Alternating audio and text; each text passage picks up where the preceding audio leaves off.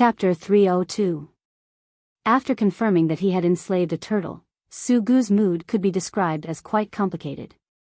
A team of patrolling slaves passed by, and Su Gu quickly threw the newly enslaved turtle back into the water.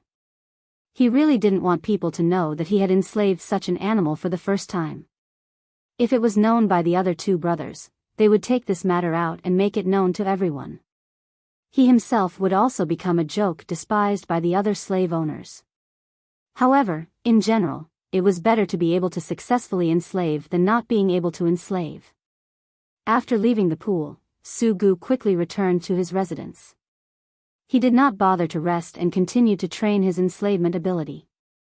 When he was training alone, he would not use people to experiment. One reason was that he knew that his strength was not enough to enslave a person. The other was that he was afraid of being known after repeated failures. After practicing alone for a while, Su Gu felt that it was boring. He had people send over a live scorpion, and then secretly enslaved it again. This time, he failed. The scorpion also died. Although the scorpion did not seem to have any wounds or other abnormal conditions, it was the same as people.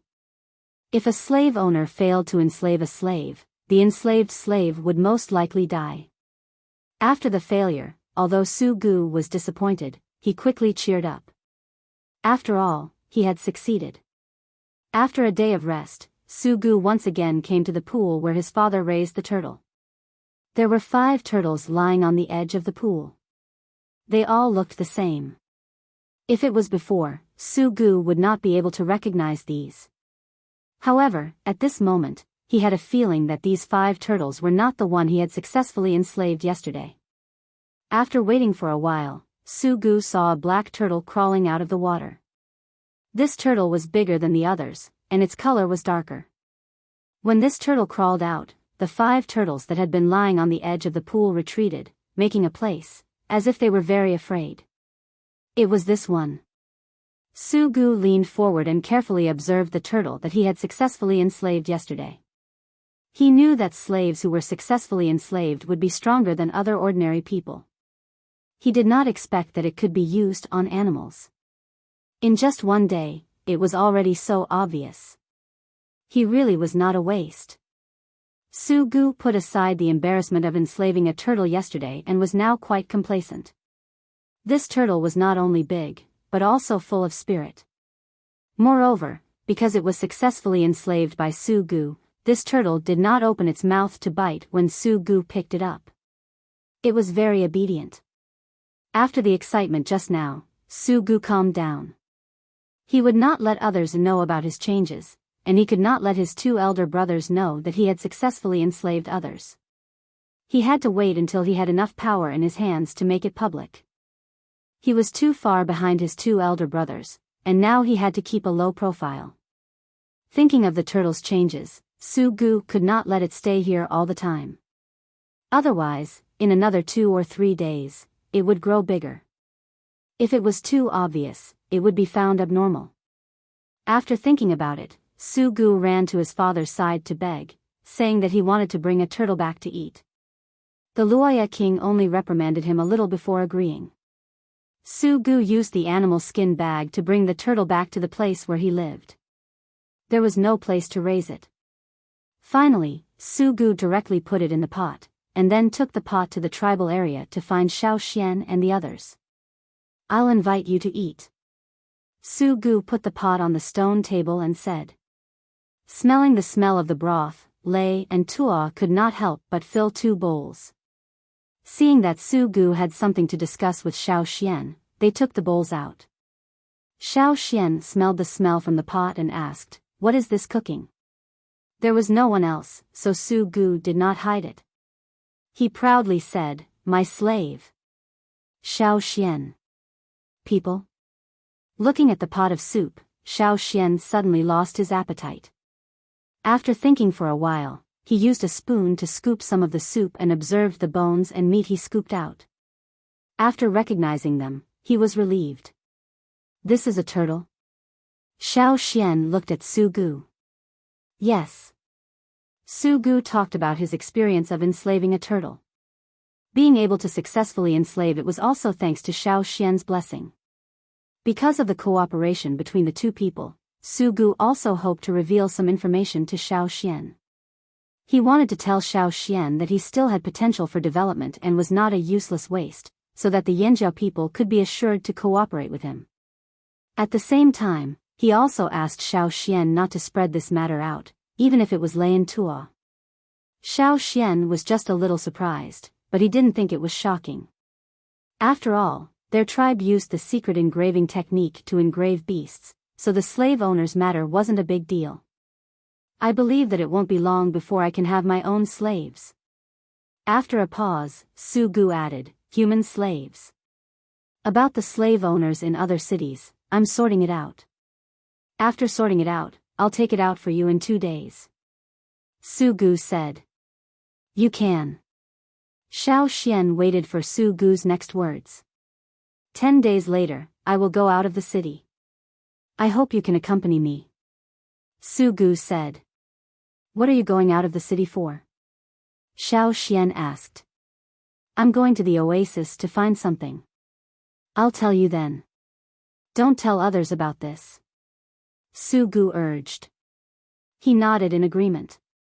After thinking about it, Xiao Xian said to Su Gu, Third turtle, you go out for a while. Call me third young master. Su Gu was quite dissatisfied with the word turtle.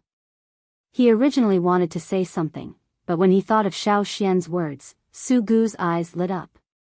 Are you going to use witchcraft? I'm not a witch. Xiao Xian said. I know. Su Gu waved his hand. His words were like that, but the expression on his face seemed to say, don't hide it, I know you are. After Su Gu left, Xiao Xian found a thick hollow hay, which he specifically picked out when he was looking for food for the camel. He kept it as a spare. To go out of the city, he wanted to predict the weather. At first, he could only predict the weather in the last 1 or 2 days, but now, he could predict the weather 10 days later by nodding divination, and the divination was not as difficult as it was in the early days. Although more complicated things were still impossible to predict, compared to before, it was indeed a great improvement. After a while. After the knot was finished, Xiao Xian looked at the knot in his hand, read the conclusion above, and then rolled the knot into a ball and threw it out of the window. Not far from Xiao Xian's room, the camel's shed was there. The grass ball that Xiao Xian threw hit the camel's head. The camel that was hit stared blankly, then found the grass ball on the ground. It crooked its mouth, picked up the grass ball, and ate it. This was a very good way to destroy the knot.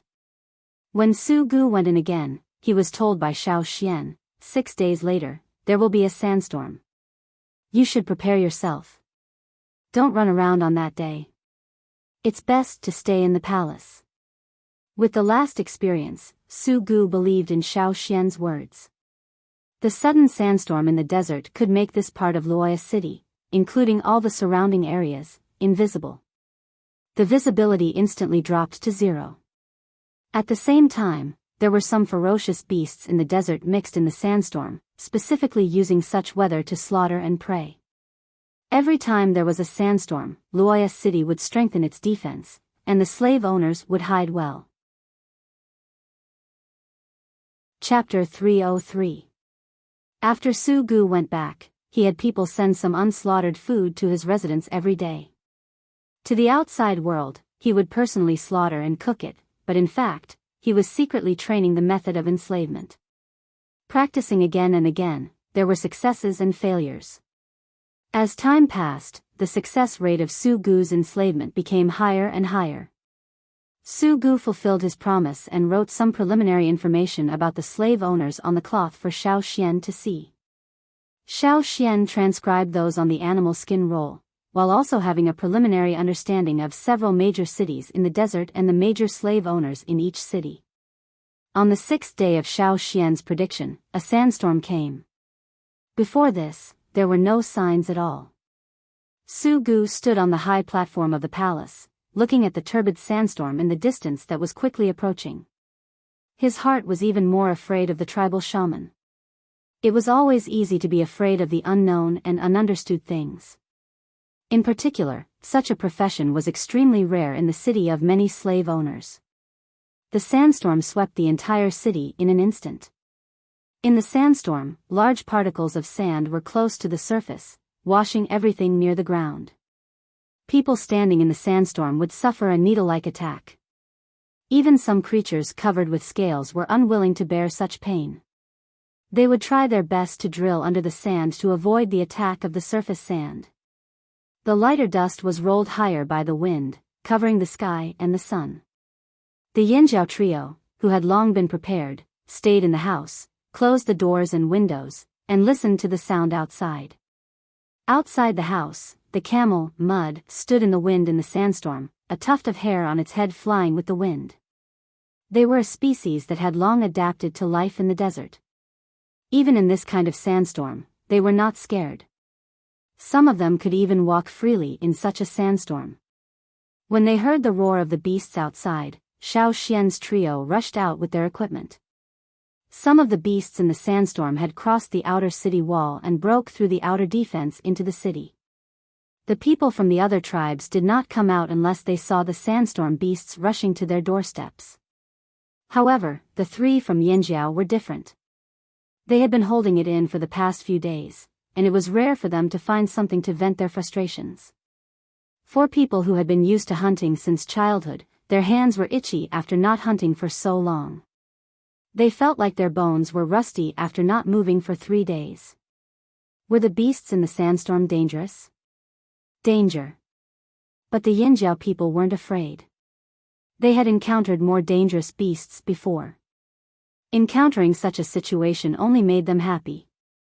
Moreover, after killing those sandstorm beasts, they could be eaten as food. Even if there wasn't much meat, they could still make bone soup. If other people knew what the 3 Yinjiao men were thinking, they would think that the Yinjiao men were crazy. Xiao Xian and the other 2 didn't fight the sandstorm beasts recklessly. They cooperated with each other to deal with the beasts, just like how they cooperated to hunt in the forest.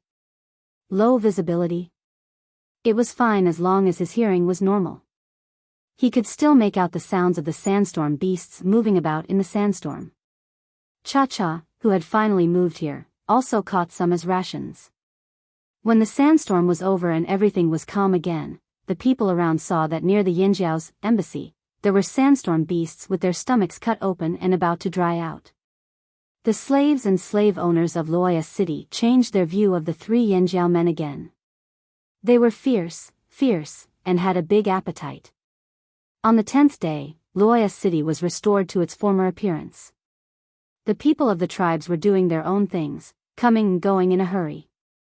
Xiao Xian knew that these tribes had something to hide from the Yinjiao, but it didn't matter. He would figure out what these people were hiding. On the day that Xiao Xian and Su Gu agreed on, Xiao Xian and the other 2 were ready to go. This time, they didn't intend to take the camel. Su Gu sent someone to take care of the camel, while Xiao Xian left with Cha-Cha. After holding back for so long, Cha-Cha should go outside to relax, although there was a vast desert outside. In these 10 days, Su Gu's enslavement ability was getting stronger and stronger. He felt that he could almost enslave slaves. However, before he had enough assurance, he would not enslave slaves in the city for the time being. After half a year, Su Gu went out of the city again. This time, he only took Wu Shi, plus Xiao Xian and the other 2, a total of 5 people. The oasis that Su Gu said belonged to his father, the king of Luoya City. It was said that it was robbed from other slave owners a long, long time ago. Until now, there were some people who wanted to rob the oasis, but they were all beaten back. Resources were all robbed and then defended by strength. When there was no strength, they could not defend it, and they had to change people. From Luoya City to the oasis, it took about 2 days to walk. If they traveled light and walked fast, they could arrive in 1 day. This time, they did not bring much luggage. Xiao Xian and the other's strength was also there. They did not find it too difficult to hurry through the desert. They only needed to guard against the beasts that appeared in the desert. They did not know if it was because the sandstorm had just passed, but the desert was still calm. What they saw were sand dunes that stretched like waves. As far as the eye could see, there seemed to be no signs of life. After leaving the city, Su Gu told Xiao Xian the purpose of this trip. Although Su Gu told the other people in the city that he wanted to go to the oasis to relax and let the 3 people from Yanjiao be his bodyguards, in fact, he just wanted to find something, a beautiful stone, as a birthday gift from Su Gu to his father. Luoya's city king Su Luan's birthday was coming soon. Su Gu decided that this time, he would brush his presents in front of his father so that he could ask for more resources. There were many slaves in the city who had not yet recognized their masters. They were all prepared by the Luoya city king to reward other slave owners. Because Su Gu did not have the ability to enslave, the Luoya city king did not send him any unrecognized slaves. This time, Su Gu decided to seize the opportunity to pick one. Slaves also had advantages and disadvantages. A stone? What kind of stone? Xiao Xian was curious. What kind of stone would it be that Su Gu was so concerned about it, and even sent it as a birthday gift for the Luoya city king? Su Gu's eyes were full of yearning. He had found the stone before, but at that time, he was not strong enough and did not intend to take it out. Now, in order to seize the opportunity, he decided to find the hidden stone again. It's so beautiful that it's unbelievable. It's the most beautiful thing in the world. Su Gu's eyes looked into the distance, as if recalling the intoxicated feeling when he first saw the stone. Before arriving at the oasis, under Su Gu's strong request, Xiao Xian signed a treaty with him, swearing by the Yanjiao totem that he would not covet the stone.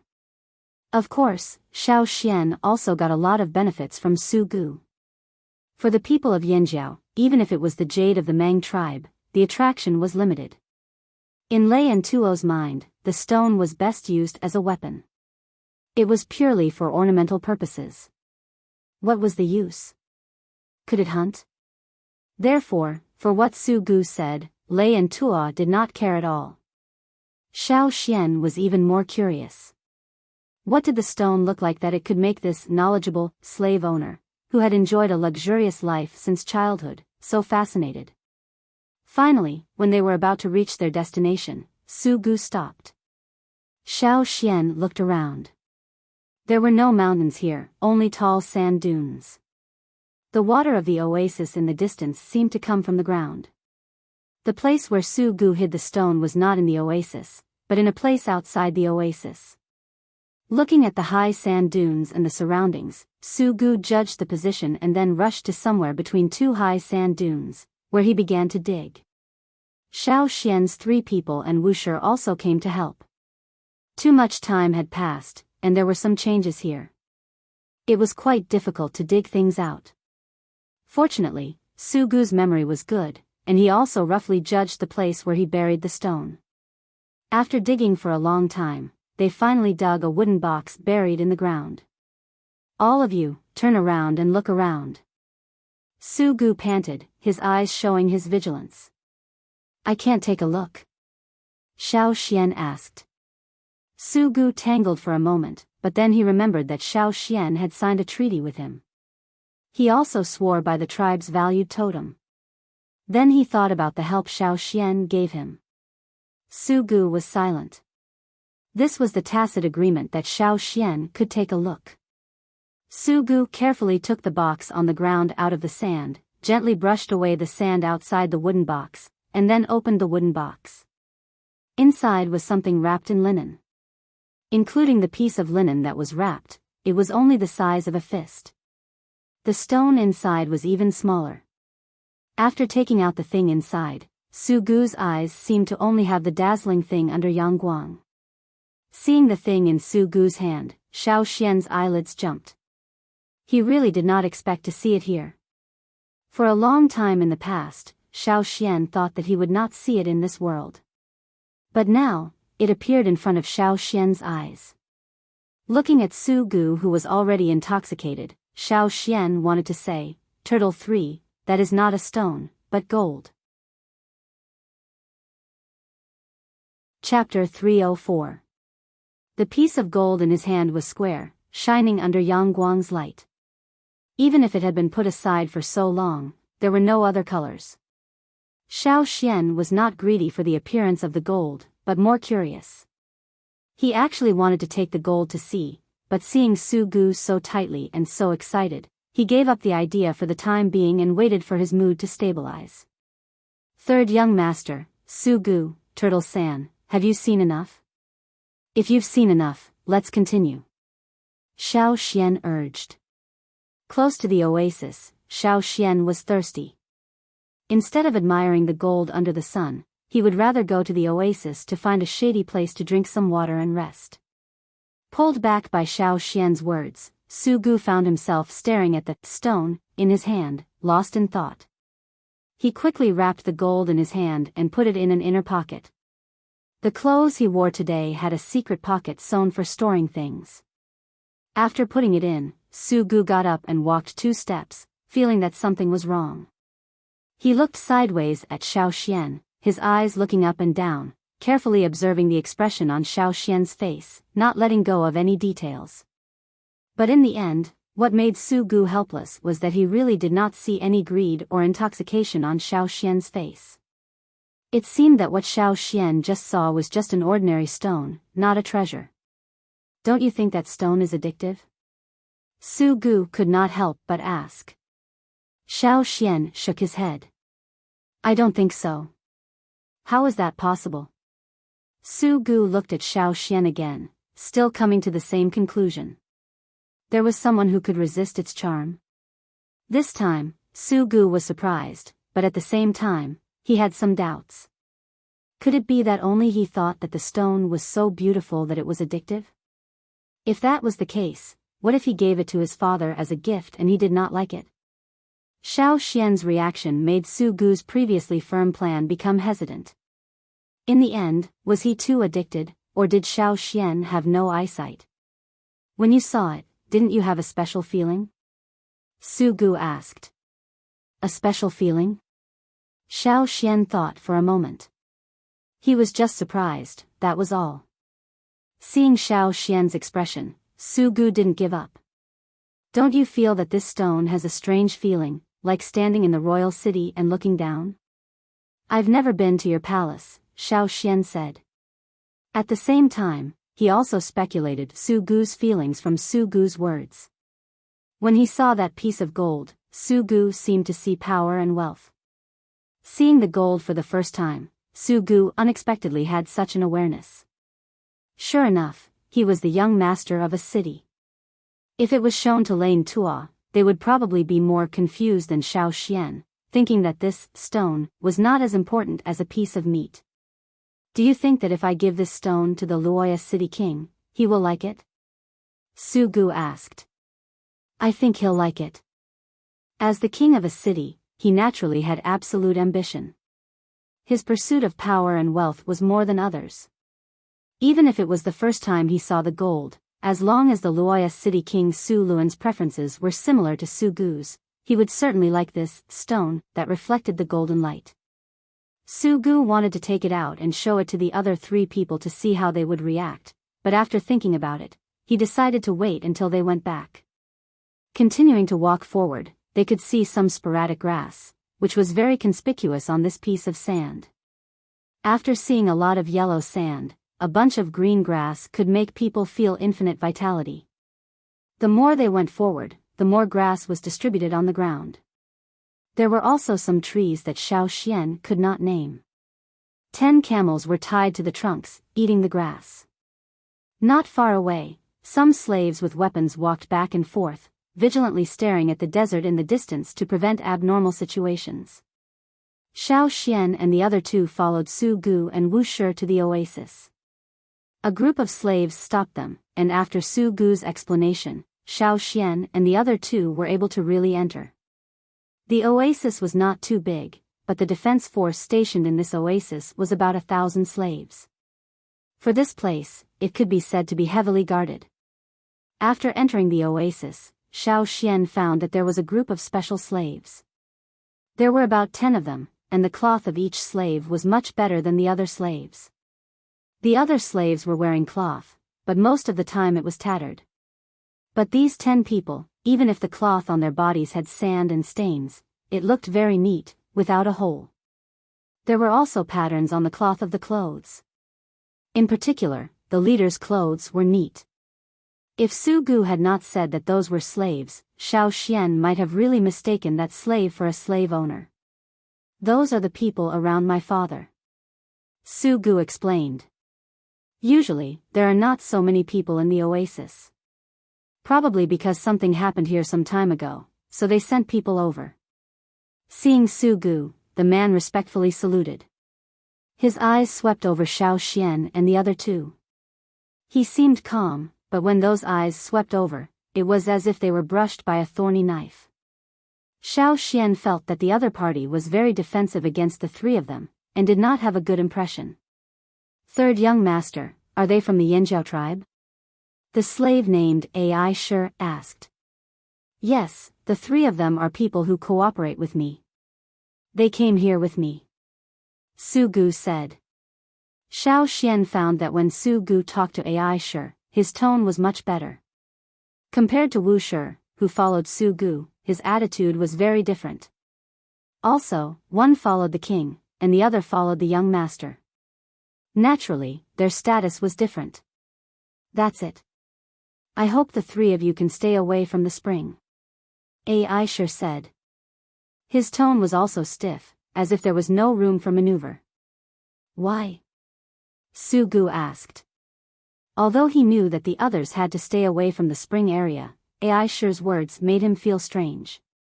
Was there something that he didn't know about? Ai Shi did not answer. He just stared at Xiao Xian and the other two with caution. All right, let's go to the house over there to rest. Xiao Xian did not wait here. He decisively took Lei and Tuo to a place for people to rest. It was also the place that Su Gu pointed out to them. After waiting for a while in the sand house, Xiao Xian waited for the angry Su Gu. He thought that Su Gu and the slave's conversation was not pleasant. How is it? Xiao Xian asked. No, nothing, Su Gu stuttered.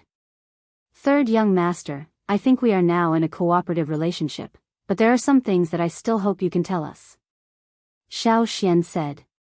Well, naturally, I know this. Su Gu nodded. Then, third young master, I would like to ask, why is the slave so guarded against us? Su Gu was ready to answer, but Xiao Xian raised his hand to stop him. Don't say that he is also like this to other tribes. Just now, his eyes told me that he is just extra guarded against us Yanjiao people. When the slave called Ai Shi asked, the words Yanjiao were emphasized. Obviously, there was something about the Yanjiao tribe, but Xiao Xian and the other two did not know. Su Gu thought about it and let Wu Shi go out to guard the door. Then he said to Xiao Xian, some time ago, someone was hiding in the water delivery team from the spring to the city, causing some trouble. Su Gu did not say it in detail, but Xiao Xian could still roughly guess. Does the slave think that the assassin is related to us? Su Gu nodded. But, only 3 of us from the Yanjiao tribe came. This is known to the other tribes, Xiao Xian said. I didn't say it was you.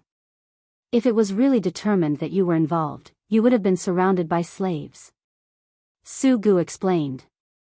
Then why? Xiao Xian asked. Because of a person related to your Yanjiao tribe. Although according to your tribe standards, he is no longer a Yanjiao person, but in the eyes of the slave owners and slaves, he is still related. Who is that person? Xiao Xian asked. Dao Yu. Chapter 305. Dao Yu. This was a name that Xiao Xian had not heard for a long time, but he had always remembered it deeply. This was one of the few people on the Yanjiao tribe's must-kill list.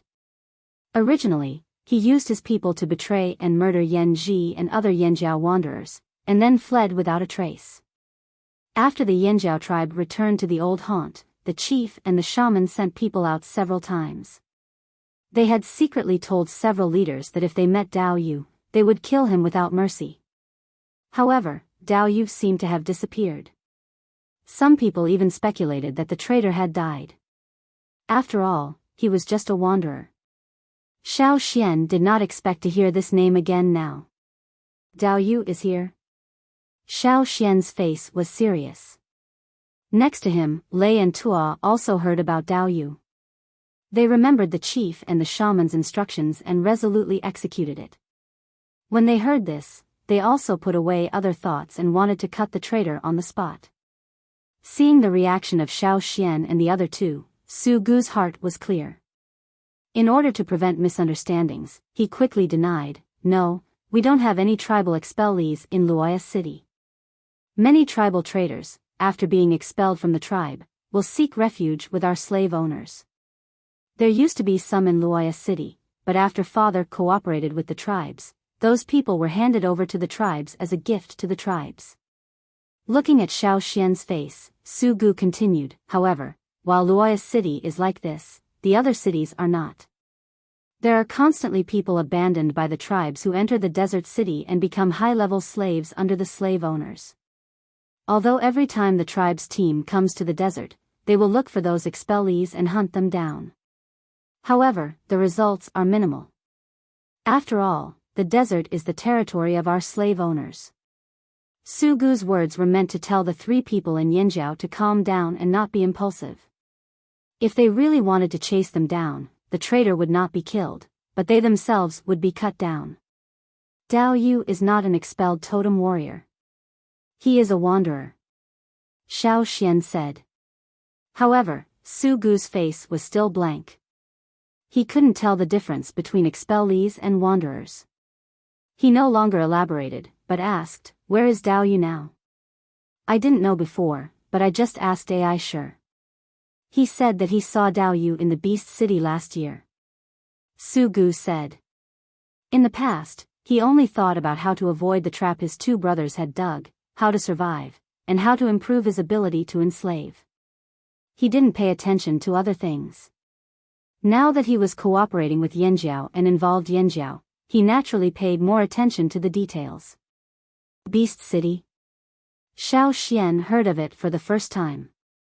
He only knew that there were several cities ruled by slave owners in the desert. However, in the information that Su Gu gave him before, there was no such name as Beast City. It's not a city ruled by a slave owner, but a place where the slave owners play every year. Su Gu explained to the three Yanjiao people. Beast City was deep in the desert. It was a place built by the three largest slave owners in the desert for leisure time. Later, they felt that there were only 3 parties, so they called the slave owners of other cities in the desert to come over and have fun together. Beast City, as the name implied, was a place for fighting beasts. Many slave owners would bring their own domesticated beasts to fight in the Beast City with the other slave owners' domesticated beasts. Dao Yu represented Baishur City in the Beast City and defeated one of his father's ferocious beasts. Su Gu said. "Wait, in the Beast City, why would Dao Yu play?" Xiao Xian asked. "Dao Yu is the other side's beast." Su Gu's face took it for granted. There are many slaves who, in order to please the slave owners and prove their value, will take the initiative to play. If they win, they can get more benefits from the slave owners, such as removing a layer of shackles. When the slave masters first enslaved the slaves, although they gave them another ability, they also put shackles on them, locking their way to a higher place. If they wanted to improve, they had to let the enslaved slave owners unlock them. Removing a layer of shackles meant that the slave had the opportunity to improve. Of course, even for slaves, there were different qualifications. The slave owners were like kindling, giving the slaves a talent. To what extent they could exert this talent, it could only depend on themselves. Su Gu's words gave a lot of information, which Xiao Xian remembered in his heart. As for Dao Yu, from a wanderer who did not have much power, he could cheat the tribe's materials. After becoming a slave, he could safely climb to a higher position and gain greater ability. Obviously, he was not a simple character.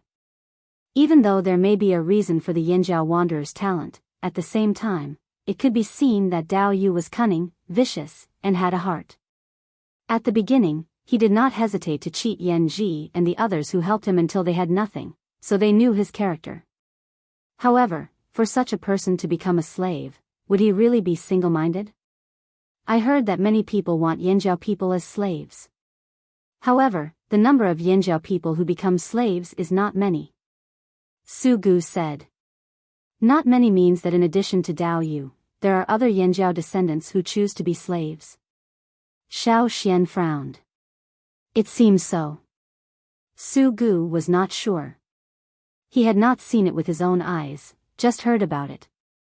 Seeing the ugly faces of Xiao Xian and the other two, Su Gu originally wanted to say that he also wanted to be a Yinjiao slave, but he did not say it. The tribe's people seemed to be very repulsive to slaves. Well, it was better not to mention it. Those traitors. Shame. Lei was very angry at the Yinjiao people who became slaves, especially Dao Yu. Not only did he murder the tribe, but he also became a slave. Seeing that Lei could not wait to immediately cut him with a knife, Tuo quickly pulled him back. Although his heart was angry, Tuo understood the situation of the three people. According to Su Gu's words, Dao Yu seemed to be a Baisher person, and among the slaves there, his status was not low. If the three of them rashly went there, they really would not get a good result.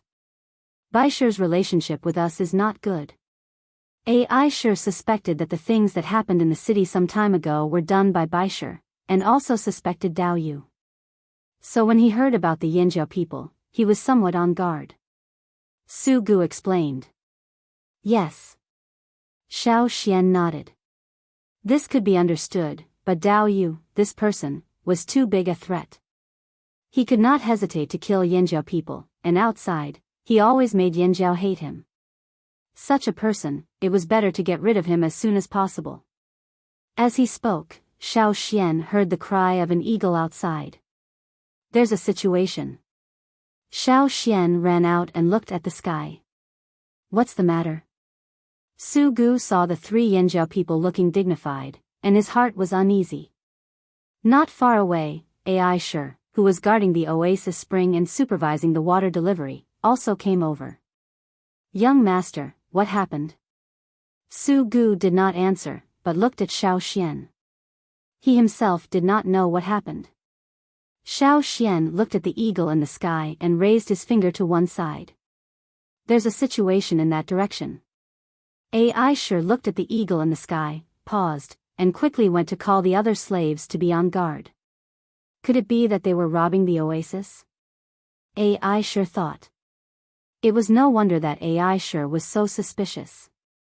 Although this oasis was not big, oases were precious enough in the desert. Many of the wars and contradictions between cities were because of oases. Jia dash, the eagle in the sky cried again, which was another reminder. They're coming. Xiao Xian said. Everyone looked at the sand dunes in the distance. On the rolling sand dunes, there were several moving black spots. Those were people running. Those people were shouting and running toward the oasis. Those are the slaves of Luoya City. Su Gu's eyes were good. After the slaves ran closer and closer, he distinguished them. They are second brother's slaves. I've seen the person in front. A few days ago, I heard that he was ordered by second brother to go out of the city. At that time, Su Gu wanted to inquire about what his second brother was going to do, but he could not find out.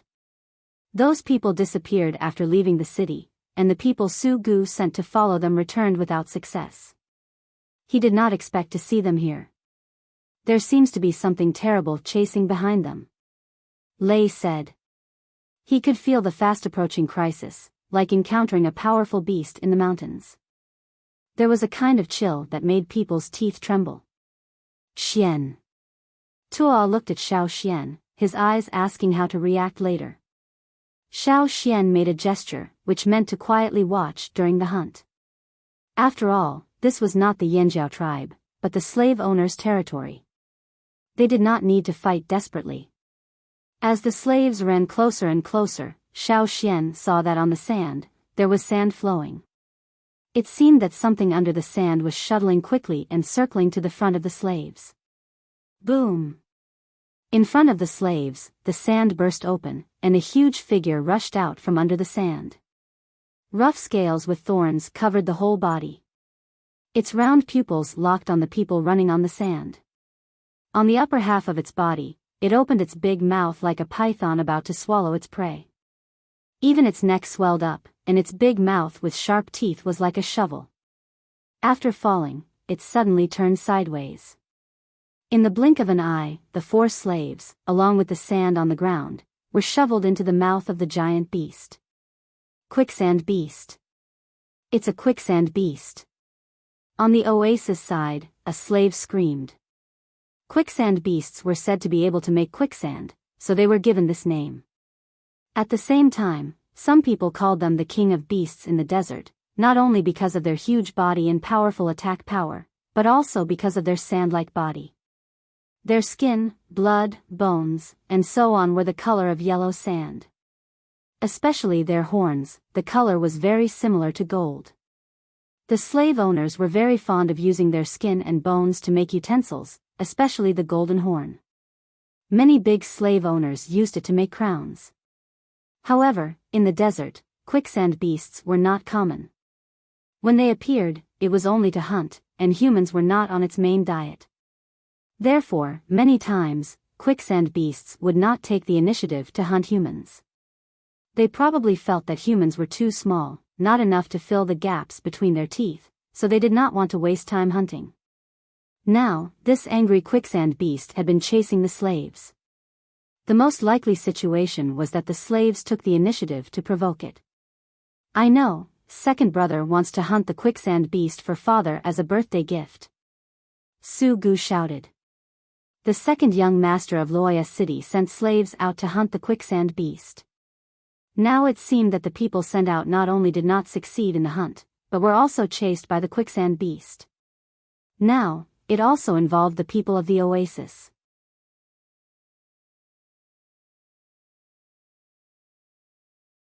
Chapter 306. When the quicksand beast shoveled its mouth, the other slaves had already fled to the oasis.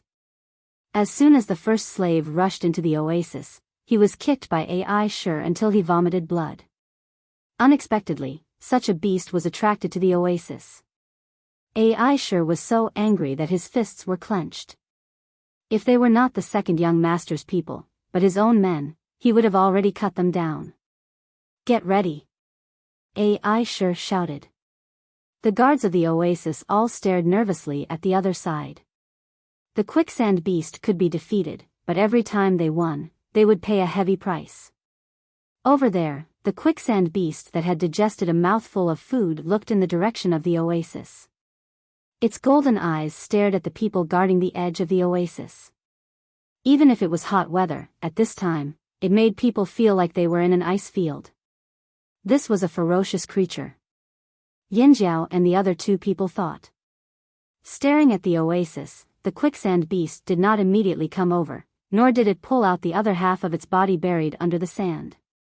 Instead, it slowly shook the half of its body that was exposed to the ground, and its head was still slightly moving up and down. This was not to agree with anything, nor was it counting the number of people, but a signal to attack. Be careful! Ai Shur shouted. Even if he did not understand this creature, Xiao Xian could intuitively judge the next response. Without the slightest hesitation, when the quicksand beast nodded again, he shouted to remind Lei and Tua, retreat. Slamming his knees on the ground, Xiao Xian quickly bounced away. At the position where he had just stood, a sand arrow composed of sand shot there, bursting and scattering. The rapidly splashing sand hit the people, like tens of thousands of knives scraping. The slaves who could not avoid it in time could not help but scream. It was the sand ejected from the quicksand beast's mouth. It was the effect of the sand spit out from the shoveled mouth. Xiao Xian did not need to worry about Lei and Tuo's reaction. Xiao Xian still believed in it. On Su Gu's side, there was Wu Shi to protect him.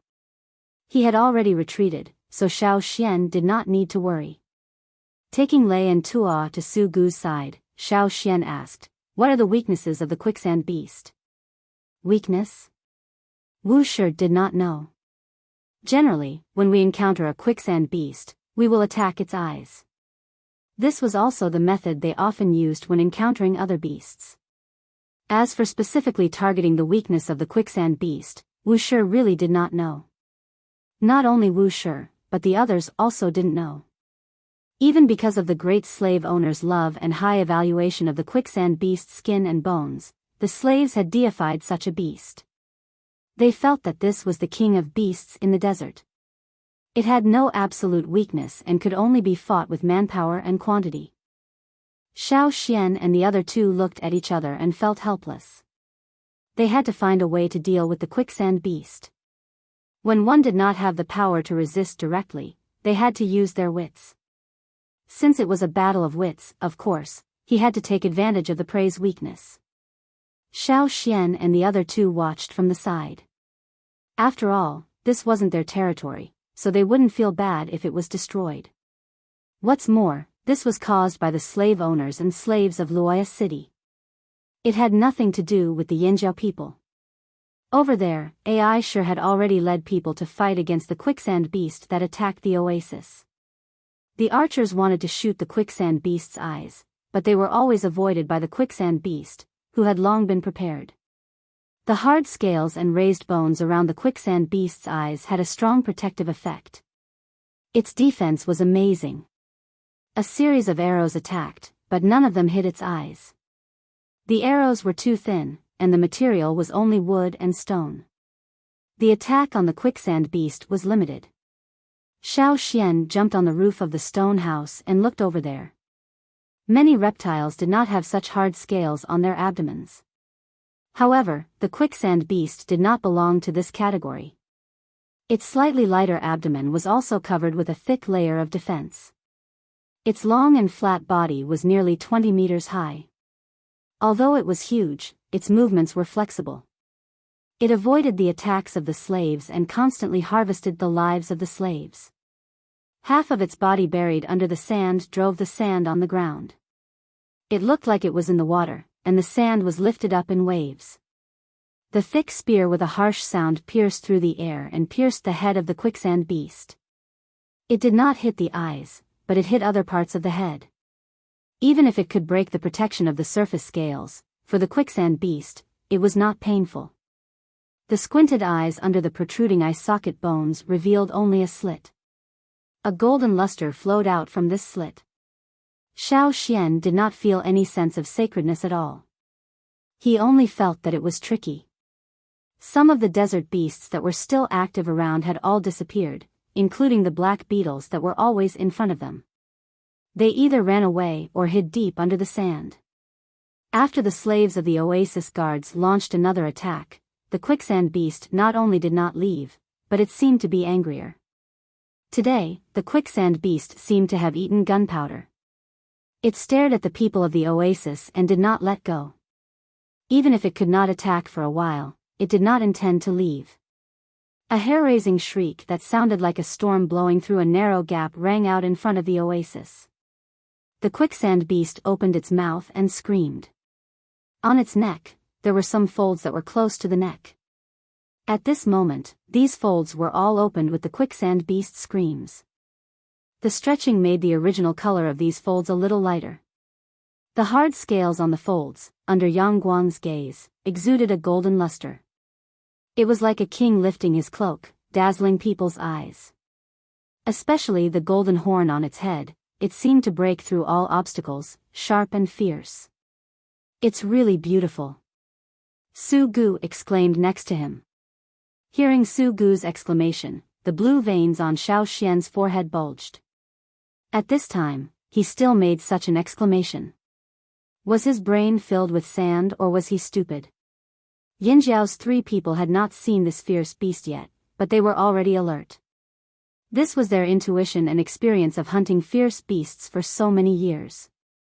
When they saw the quicksand beast rushing out, they had already raised their vigilance to the highest level. If they encountered such a fierce beast in the mountains, they would not fight, but leave immediately. Lei and Tuo looked at the battle situation on the edge of the oasis and felt that something was wrong. The quicksand beast seemed to have gone mad. Its body had begun to be injured, and some of the scales on its skin were broken by intensive attacks. It even bled, but it did not retreat at all. Looking at the slaves who had just escaped, the two could not help but think, did those people take the initiative to provoke and make this quicksand beast go mad? Or was the quicksand beast irritable, just like a beast? Xiao Xian did not think about the reason why the quicksand beast was so crazy. Wuxia and Xiao Xian said that the quicksand beast was known as the king of all beasts in the desert and had no absolute weakness. However, Xiao Xian still wanted to observe it. In his mind, the totem's flame weakened and faded, and the egg-shaped shell had lit up. In Xiao Xian's vision, the dazzling Yangguang, the sand beast, and the land all turned dark. In Xiao Xian's vision, the quicksand beast with a golden luster was now only wrapped in a layer of dense scales. It had to be said that the quicksand beast's defense was almost invulnerable. Its eyes had shrunk into a slit, leaving the slaves with extremely limited opportunities to attack. The rest of the body was covered in hard scales. Even the wrinkles on the neck were covered in fine and dense scales. If it were not for the slave's compact and intensive attacks that made it afraid, he was afraid that it would have directly broken through. Chapter 307. Under his special vision, Xiao Xian could even see through the sand and see the scaly legs and long tail of the quicksand beast under the sand. Once, this ability could not penetrate some obstacles, but with the improvement of his ability, Xiao Xian could gradually see through some obstacles. When he was in the tribe, in the house of the two thieves, Xiao Xian used this ability to see what was buried under the soil. However, the depth of penetration was limited. The deeper he went underground, the more blurred Xiao Xian could see. Therefore, even if he could see the other part of the quicksand beast under the sand, he could not see it clearly. In the past, when hunting, if he encountered strange or unfamiliar beasts, Xiao Xian would also use this method. It was just that when he hunted before, he did not have so much leisure time to observe and study the habits of the beasts, their fighting habits, and the flaws that were easy to appear in battle. As long as there was enough time, Xiao Xian could observe them. Xiao Xian's line of sight moved to the quicksand beast that was fighting with the slaves on the edge of the oasis and constantly dodging their attacks. In such a short time, another 5 people were swallowed by the quicksand beast. For the time being, Xiao Xian could not see the weaknesses of the quicksand beast's body structure through its almost perfect defense. At least for now, it seemed that he could only break its outer scales through continuous attacks and then cause damage to it. Suddenly, Xiao Xian's eyes narrowed. He found that the powerful legs of the quicksand beast buried under the sand were bending. "Get out of the way, it's going to jump over," Xiao Xian shouted. Xiao Xian's voice just fell. At the edge of the oasis, where the quicksand beast was, countless grains of sand were lifted. The huge body of the quicksand beast jumped out of the sand, and the whole body was completely pulled out of the sand. The sand and dust rushed up like a reverse waterfall, but after reaching a high point, it flowed down. When it jumped into the air, the quicksand beast's long tail was still swinging vigorously, making adjustments. The quicksand beast lost its patience and did not intend to continue to fight with those people there. It jumped out of the battle circle, but it did not retreat. Instead, it directly jumped over the nearly 5-meter-high wall made of wood and stone on the periphery of the oasis, smashing into the oasis and began to wantonly destroy. Xiao Xian reminded him quickly. Lei and Tuo, as well as Wu Shi with Su Gu, once again avoided it. Xiao Xian originally intended to retreat, but he saw a gap in the quicksand beast. The gap existed below the side of the quicksand beast's neck, under the cloak-like folds on its neck. Moreover, the gap did not always exist, but when the quicksand beast roared, it would open. When the quicksand beast stopped roaring, the gap would disappear, like a closed door. Jumping into the oasis, the quicksand beast vigorously swung its long tail. Its powerful front claws and hind legs were also constantly stepping forward. Its hard body, like an armored vehicle, directly knocked down a sandstone house and collapsed it. Dust and sand flew in all directions, as if a sandstorm had appeared. At the same time, the creator of the sandstorm was still moving around freely in the oasis. Wherever it went, it brought the sandstorm and destruction with it. The slaves' attacks became hasty and disorderly, and even some slaves in the crisis accidentally hurt their companions. Aisha shouted. However, the slaves who were originally stationed in the oasis did not have a tacit understanding with the people brought by Aisha. For a time, the oasis was chaotic. Wuxia took Su Gu out of the oasis and observed the battle over there. The house where Xiao Xian had just stood had been swept down by the quicksand beast's tail. Looking for an opportunity, Xiao Xian rushed to a tree, whistled, made a few gestures in the air, and then immediately jumped away. He kept dodging, avoiding the main attack range of the quicksand beast, but not far away. What does Xian want to do? Lei asked Tuo next to him. He wanted to rush over with his knife, but was stopped by Tuo. I don't know what he plans to do, but since Xian did not let us go, it's better to wait first. Tuo said. While the slaves in the oasis were fighting with the quicksand beast, a shadow flew quickly in the sky and scratched the back of the quicksand beast with its claws. The eagle's claws collided with the scales on the back of the quicksand beast, making a creaking sound that made people tremble. Like metal cutting. The scales on the back were the hardest part of the quicksand beast's body. However, Cha-Cha's claws were not easy to bear. It left a deep mark on the back of the quicksand beast. Although there was no blood, if one looked carefully, the skin and flesh were already broken. Looking at the eagle's shadow flying in the air, the quicksand beast's eyes flashed with a golden light. Its claws swept away a house in front of it. It looked up at the eagle in the air and screamed. The wrinkles on its neck exploded because of the roar, like an angry lion. Cha-Cha in the air also seemed to deliberately provoke it. It also screamed at the quicksand beast and looked for opportunities to grab its claws. After several times, the quicksand beast looked up again and roared into the air. Now is the time.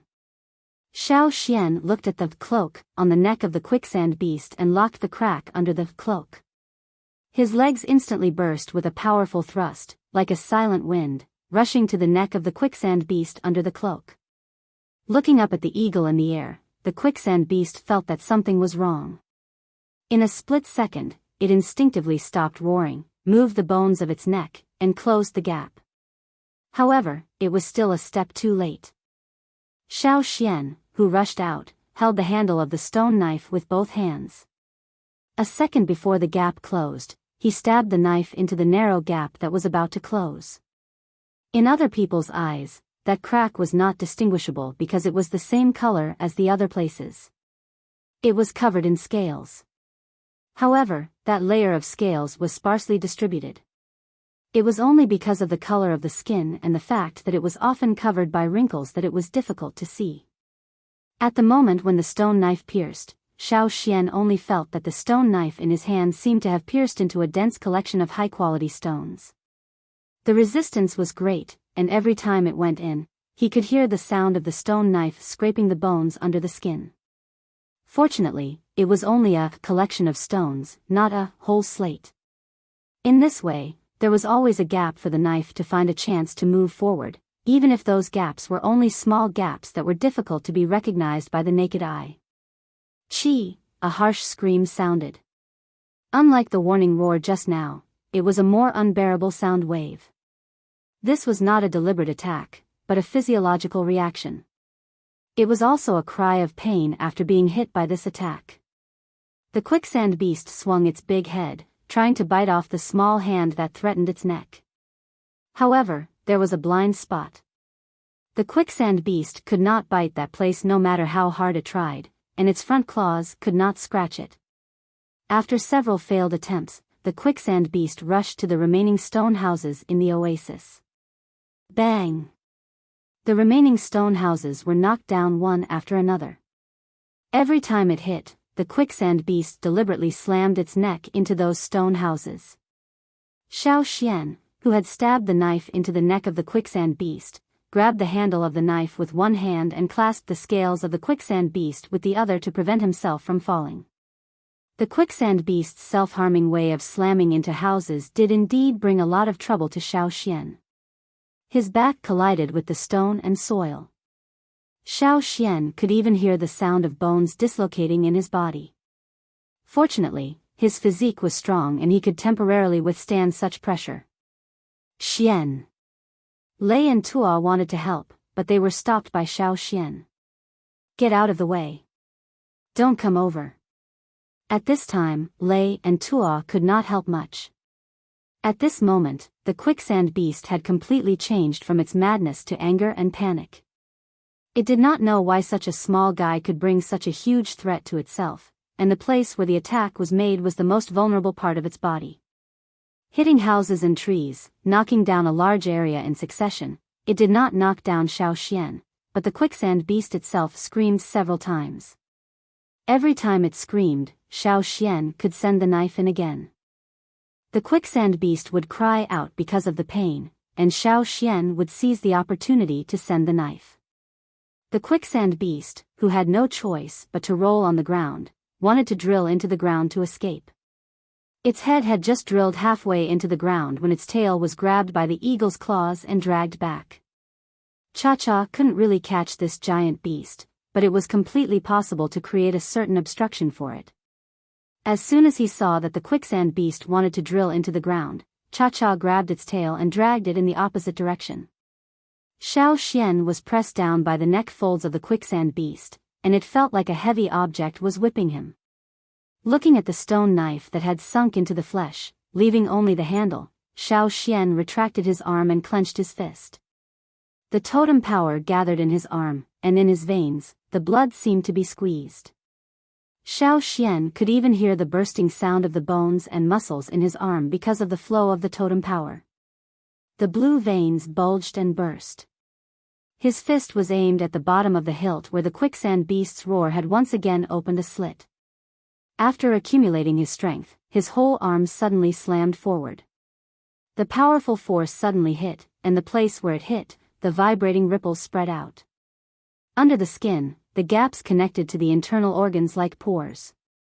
Under the bones that desperately wanted to gather, the hard meat was like tofu that was violently shaken and shattered. Chi, a sharper and more harsh roar, sounded. Blood that was almost the same color as the sand dune sprayed out from the mouth of the quicksand beast, and Xiao Xian himself was also splashed with blood from the place where he was bombarded.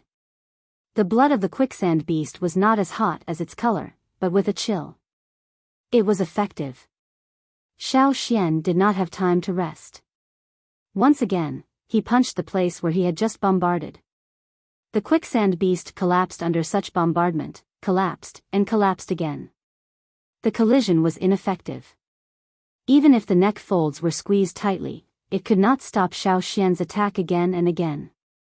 The screeching sound continued, and the rolling sand and dust covered the entire oasis with a layer of sand. The other people around, including Su Gu, who was protected by Wu Shi, were shocked to see the rolling figure in the sand. What happened in the end? Why did the quicksand beast suddenly react like this? Just now, which tribesman rushed over?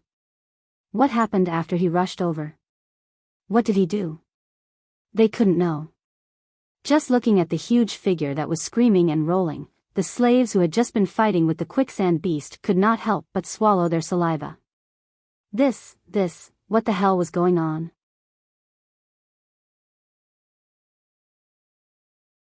Chapter 308. The cries of pain gradually weakened, and the movement of rolling and crawling slowly slowed down. Above the desert, a gust of wind blew to the oasis, taking away the sand and dust of the oasis. The turbid sand curtain faded and dispersed, revealing the figure inside in front of everyone. Originally, the many stone houses in the oasis had been destroyed by 2/3. The remaining houses, even if they did not fall, were damaged in part. The ground was uneven, and the surrounding houses and trees were covered with a thick layer of sand. Where the spring was usually clear, the spring water had become turbid. There was a lot of dust floating on the water surface. If the water wanted to be clear again, they would have to wait at least one night. In the area between the collapsed house and the spring, there was a high bulge, with only a section of the tail exposed outside. At this moment, Cha-Cha was grabbing the tail and dragging it out a little bit. Its strength, compared to the size of the quicksand beast, was still small. The quicksand beast forcibly drilled into the ground, and it was also desperately dragging it out. Unfortunately, it was still weak. However, fortunately, the quicksand beast was now dead and could no longer continue to drill in. Xian, Lei and Tuo rushed over. They did not care if the quicksand beast was really dead or if it was still dangerous. They went over and lifted the top layer of sand. "What are you looking at? Hurry up and help," Su Gu shouted. He directed the slaves to go over and pull out the quicksand beast. The slaves were still somewhat vigilant, but seeing that the two tribesmen were all right, they became bold and gathered together to work together. Boom! A figure broke out of the sand under the sand, scaring the slaves who were pulling. Their hands loosened and they fell to the ground. However, after seeing that it was a person who came out, they relaxed. "Xian, are you okay?" Lei and Tuo went over and pulled Xiao Xian out. Cough. Xiao Xian cleared the sand in his mouth and in his ears and nose. He took a deep breath and said, "It's okay, just a few broken bones." Such an injury was not too serious for Xiao Xian. A day's rest would be a lot better. After checking Xiao Xian's injury, Lei and Tuo were relieved and went to pull the quicksand beast out of the sand. Looking at the motionless quicksand beast that was completely pulled out, the slaves looked at each other, seemingly unable to believe it. Dead? Is he really dead? How did he die? What's going on? The slaves were puzzled and glanced at Xiao Xian. They looked at Xiao Xian with fear in their eyes. Ha! Ha ha ha ha! Su Gu looked at the dead quicksand beast and laughed out loud. Seeing that the slaves who had led the quicksand beast were approaching, the smile on his face instantly changed. He coldly said, "Why, do you want to grab the prey? It was Yanjiao that killed him, not you." According to the rules here, Yanjiao's people cooperated with Su Gu. Naturally, part of the results obtained could also be attributed to Su Gu. Su Gu could completely say that this was his thing. But. Third young master. The slaves still wanted to argue, but they looked at the huge quicksand beast on the ground with an unwilling expression. They wanted to say that this was not all the credit of the Yanjiao people. With just 2 or 3 people, what could they do? Wasn't it all the work of the people stationed in the oasis? Most of the injuries on the quicksand beast were caused by these slaves. What did it have to do with the Yanjiao people? At most, the Yanjiao people encountered an opportunity. When the quicksand beast was not good enough, they added a bit of strength. How could this dead quicksand beast be regarded as the third young master's thing? "Go to the side," Su Gu shouted, raising his hand to point to the slaves. "You didn't mention it. You failed to catch the quicksand beast, but you actually led the quicksand beast to the oasis. You see what you have done to the oasis." The number of guards on this side of the oasis was indeed a lot, but today, because of AI sure, not long before the quicksand beast came, nearly 2/3 of the guards were sent to several places near the oasis to patrol and search for suspicious people.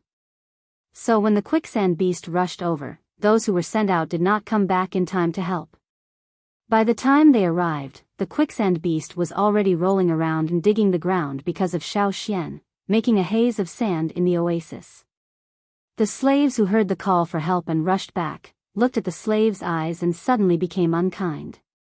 They actually dared to lead the quicksand beast here. What was even more unfortunate was that today, when most of the people went out to search, and then looked at the destroyed oasis. If the king knew, he would definitely go crazy. And once the king went crazy, the unlucky ones would definitely be the slaves, especially the slaves guarding the oasis. A fierce-looking slave went to Aisha's side. He was one of the people in charge of the oasis guards. When the quicksand beast attacked the oasis, they were looking for a suspicious person. They did not think that the person would not be found, and when they came back, they would encounter this. He whispered a few words to Aisha, and did not look at the slaves of the second young master. He directed people to repair the house. His master was the king of Loya City, not a young master. Slaves of this level were directly under the king's orders. Even if it was the young master, he could not command them, let alone the slaves of the young master. No one would blame him for killing these slaves. After hearing the news reported by the man, Aisha carefully thought about it. All this seemed to be too coincidental. Why would the quicksand beast attack here when the main guards of the oasis were sent out? The second young master sent people to hunt the quicksand beast, so he should have a certain degree of certainty. It should not be like this. This matter was not simple. Perhaps it was still the work of those people in Biyao city. You few, come back with me to see the king. Aisha pointed to the slaves who led the quicksand beast over and said. As soon as they heard that they wanted to see the king, the slaves suddenly felt their legs go soft, their faces desperate. Aisha did not look at them much. He went to Sugu's side and said, "Third young master, please go with me to see the king." This time, Sugu did not lose his temper. He also felt that there was something wrong with this. He nodded and said, "Okay." Since he promised to see the king, Sugu could bring the quicksand beast back to his father and give it to him. Aisha did not call Xiao Xian and the other two. He still looked at the three people with suspicion and vigilance. Xiao Xian did not care. His main purpose was not to make a good impression in front of these people. What these people thought, he did not care. This time, he could only watch from the side, but he chose to risk attacking the quicksand beast for Dao Yu. According to Sugu, the three Yanjiao people went directly to Biyao city to find Dao Yu. Most of the cities in the desert were not friendly to the tribes. Of course, this was also secondary. The important thing was that Xiao Xian did not know if he could really find Dao Yu after sneaking into Biyao city. However, if he could go with them to Beast City, then it would be different. Not only could he see Dao Yu, but he could also see the legendary Beast City. To go to Beast City, the best was naturally with Sugu. If Sugu could make a good impression in front of the Luoya City King, then he would naturally have the opportunity to go to Beast City. In the past, there were tribes who used similar methods to go there. On the day when Aisha and the others returned to Luoya City, many people saw the quicksand beast being dragged into the city on a cart. Before separating from Sugu's group, Xiao Xian whispered a few words to Sugu. Sugu, who was originally angry because of other people's suspicious eyes, heard those words and his eyes lit up. He said to Xiao Xian, "Good. If it is successful, I will definitely help you find Dao Yu." Chapter 309. What kind of person was the king of Luoya City? Xiao Xian had not seen him since he came to Luoya City. He rarely learned more from other people. What he knew was what everyone knew. Before Xiao Xian separated from Sugu, what he said to him was actually the weakness of the quicksand beast. The Yanjiao people lived in the ferocious beast mountain forest, which Sugu knew. He also felt that the reason why Xiao Xian could say the weakness of the quicksand beast was probably because he often came into contact with the beast. As for Xiao Xian, he did not have much doubt. Even if he did, he would not ask. The two sides were in a cooperative relationship, so as long as it was beneficial to everyone, it was fine. As for other secrets, what harm was there in not mentioning it? Sugu intended to give the quicksand beast as one of his birthday gifts to the Luoya City King, plus the stone that Sugu liked very much. In Sugu's view, it was already a very good gift. However, in order to get more chips, Xiao Xian told Sugu about the weakness of the quicksand beast. This could also be sent as one of his birthday gifts, even more important than the quicksand beast. After all, the cost of killing a quicksand beast was too high. Knowing the weakness and then hunting it was different. The slave owners of Luoya City already knew how to lure out a quicksand beast, and Xiao Xian's information could undoubtedly reduce the consumption to a large extent. As for whether the Luoya City King would attribute the abnormality of the quicksand beast to Xiao Xian's group, Sugu had to solve it. After returning to his residence in the city, Xiao Xian carefully recalled the abnormality after the appearance of the quicksand beast. Based on his years of hunting experience, the quicksand beast seemed to have been angered. It was not necessarily the second young master's people, but someone else. Moreover, the timing was just right. It had a feeling of luring the tiger away from the mountain. As soon as the oasis guards left, the quicksand beast arrived. Was it really a coincidence? Xiao Xian did not think so. Thinking of what Ai Shi had said before, Xiao Xian couldn't help but think of Dao Yu, who was said to be a slave in Biyao City. Putting aside other things, Dao Yu, this person, was ruthless and merciless.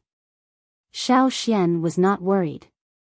What he was afraid of was that he was not only ruthless, but also scheming. He was a great threat to the Flaming Horns tribe. The next day, Su Gu came to the Yanjiao embassy to find Xiao Xian. Xiao Xian looked at the third young master of the turtle clan. Although he looked tired and exhausted, his eyes were filled with joy. It seems that things are going well, Xiao Xian said. Yes, yes, yes. Su Gu did not elaborate on what happened after entering the palace, but he told Xiao Xian that his second brother was criticized by the Wuxia king. Several of the slaves who led the quicksand beast to the oasis were also executed. Su Gu, however, was rewarded for his good gift. The benefits that were previously reduced were all made up for. Su Gu proposed a group of slaves who had not recognized their masters, and the Wuxia king agreed after being surprised. What is the reason for the quicksand beast's madness? Have you found out? Xiao Xian asked. I heard from the oasis guards who tracked the suspicious characters that it may be the Biyao people who did it. I just don't know how they made the quicksand beast crazy. When Su Li's slaves were trapping and hunting the quicksand beast, they were also interfered with. They failed and suffered heavy losses. However, my father said that a failure is a failure, and there is no excuse. So, he let Su Lu reflect this time.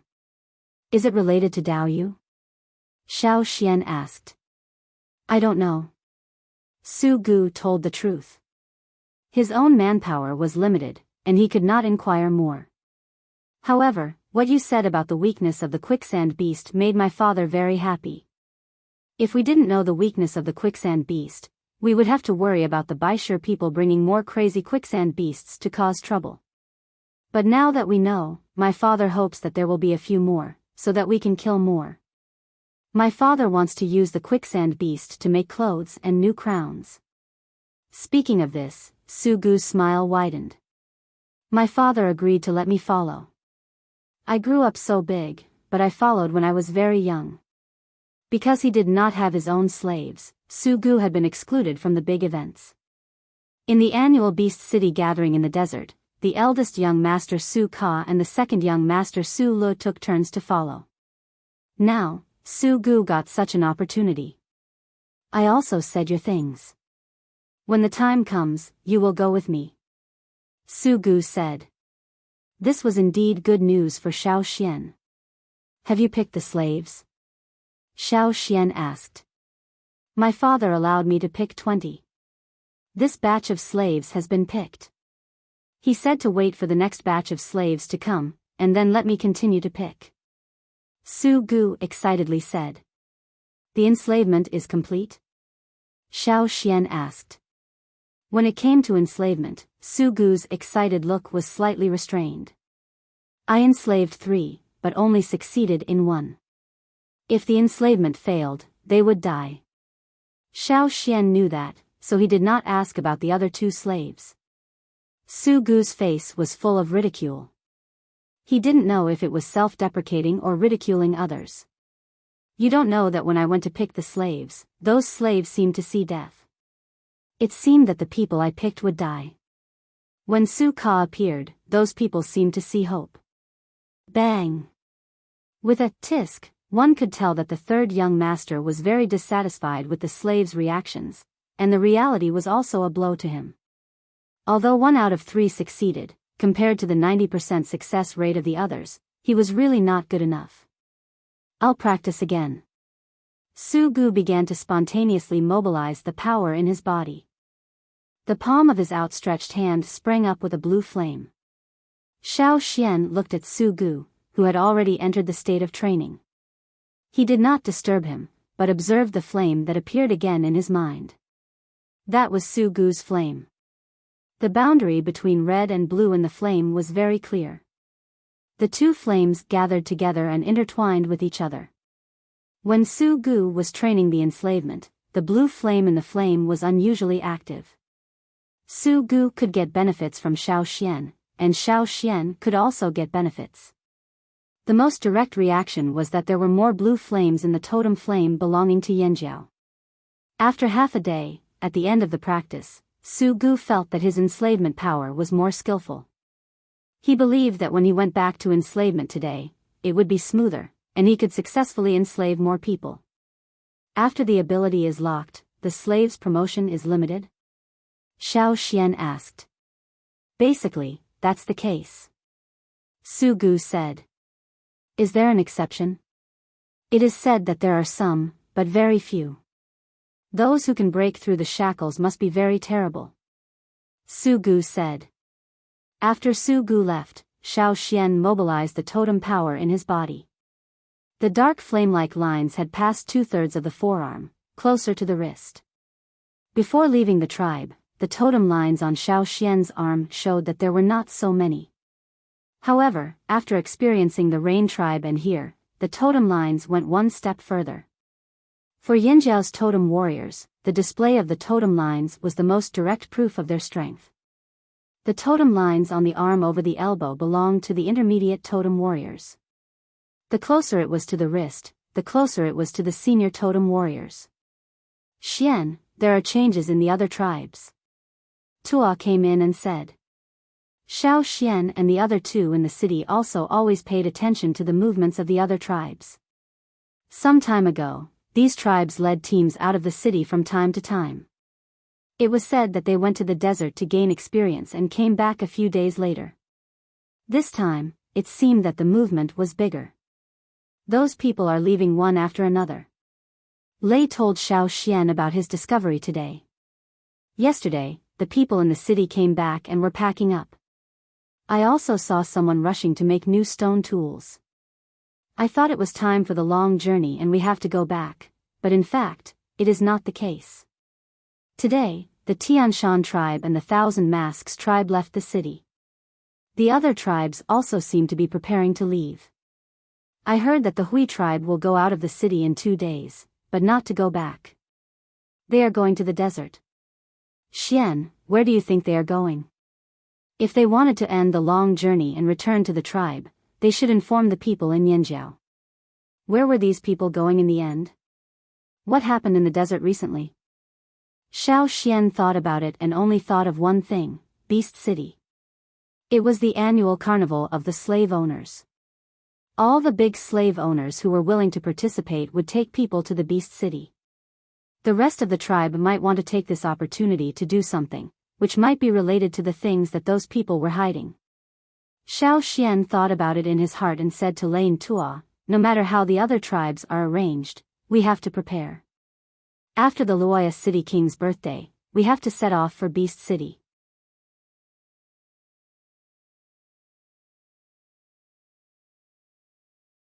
Chapter 310.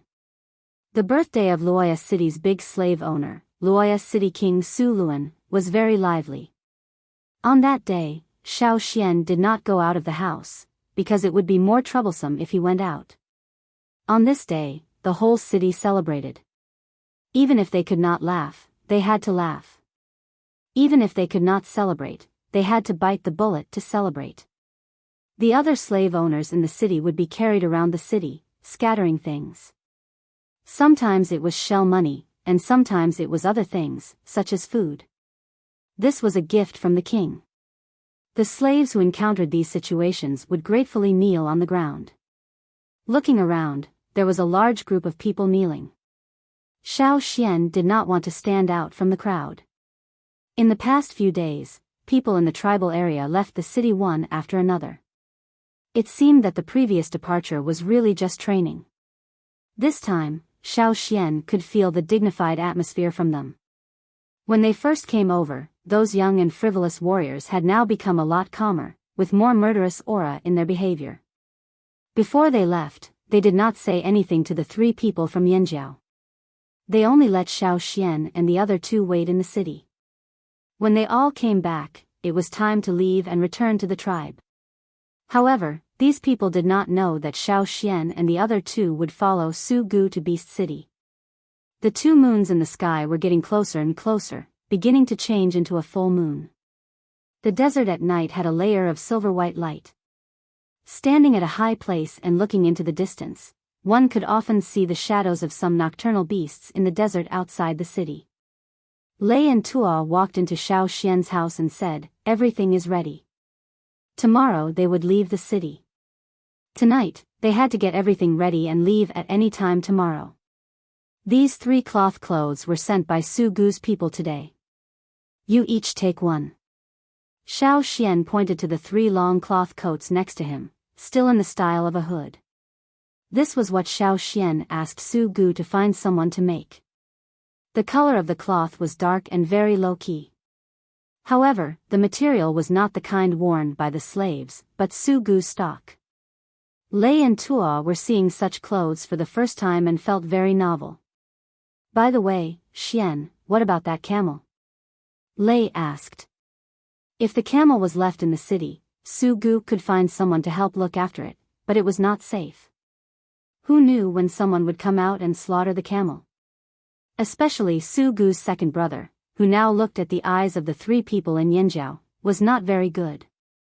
It's going with us, Xiao Xian said, then added, it chose to go with us. Speaking of this, Xiao Xian also felt that it was funny.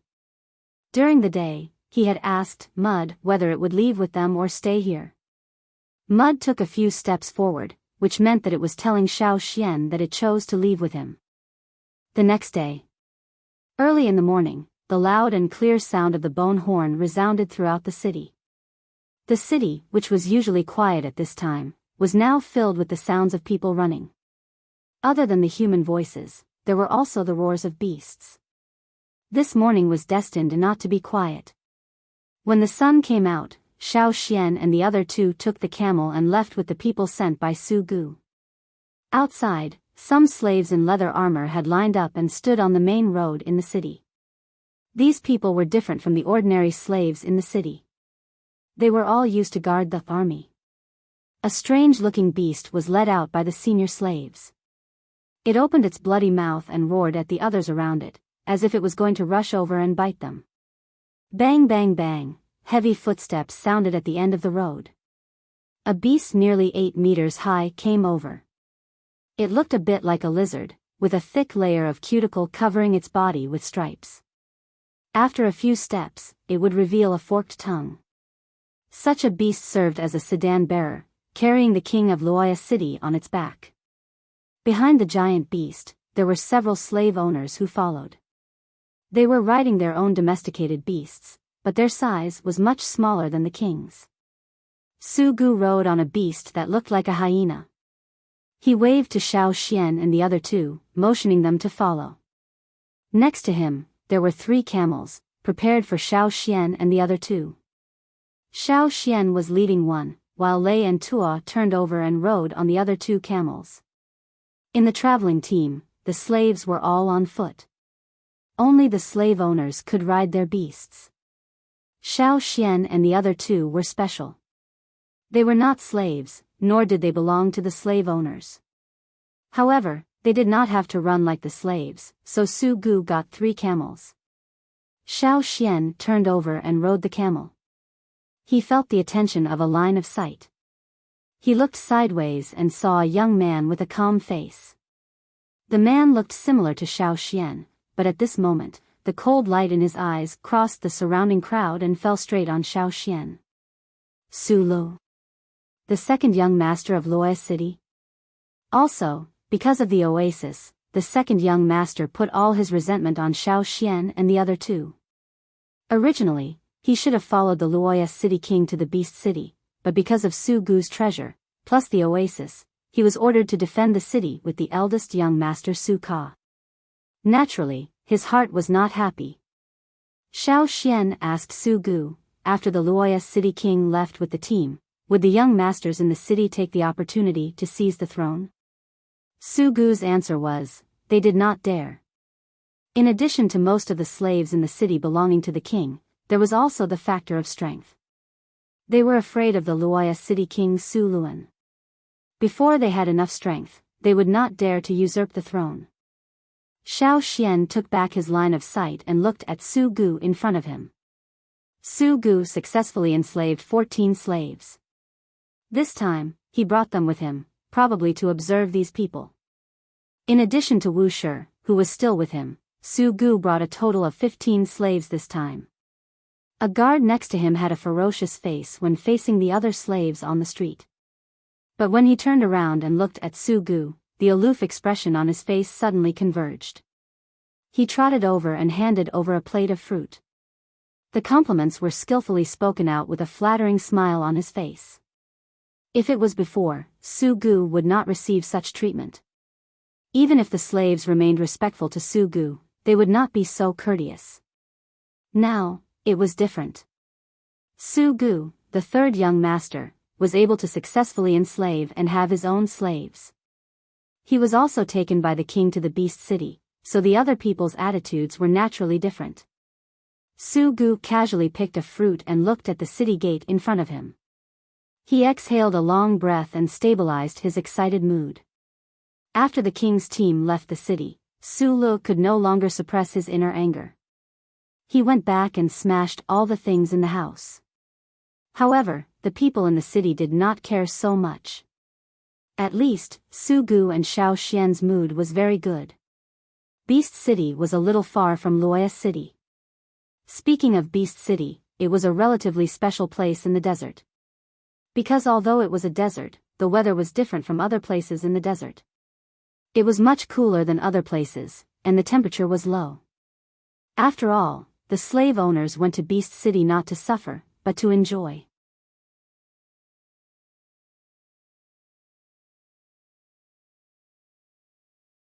Chapter 311.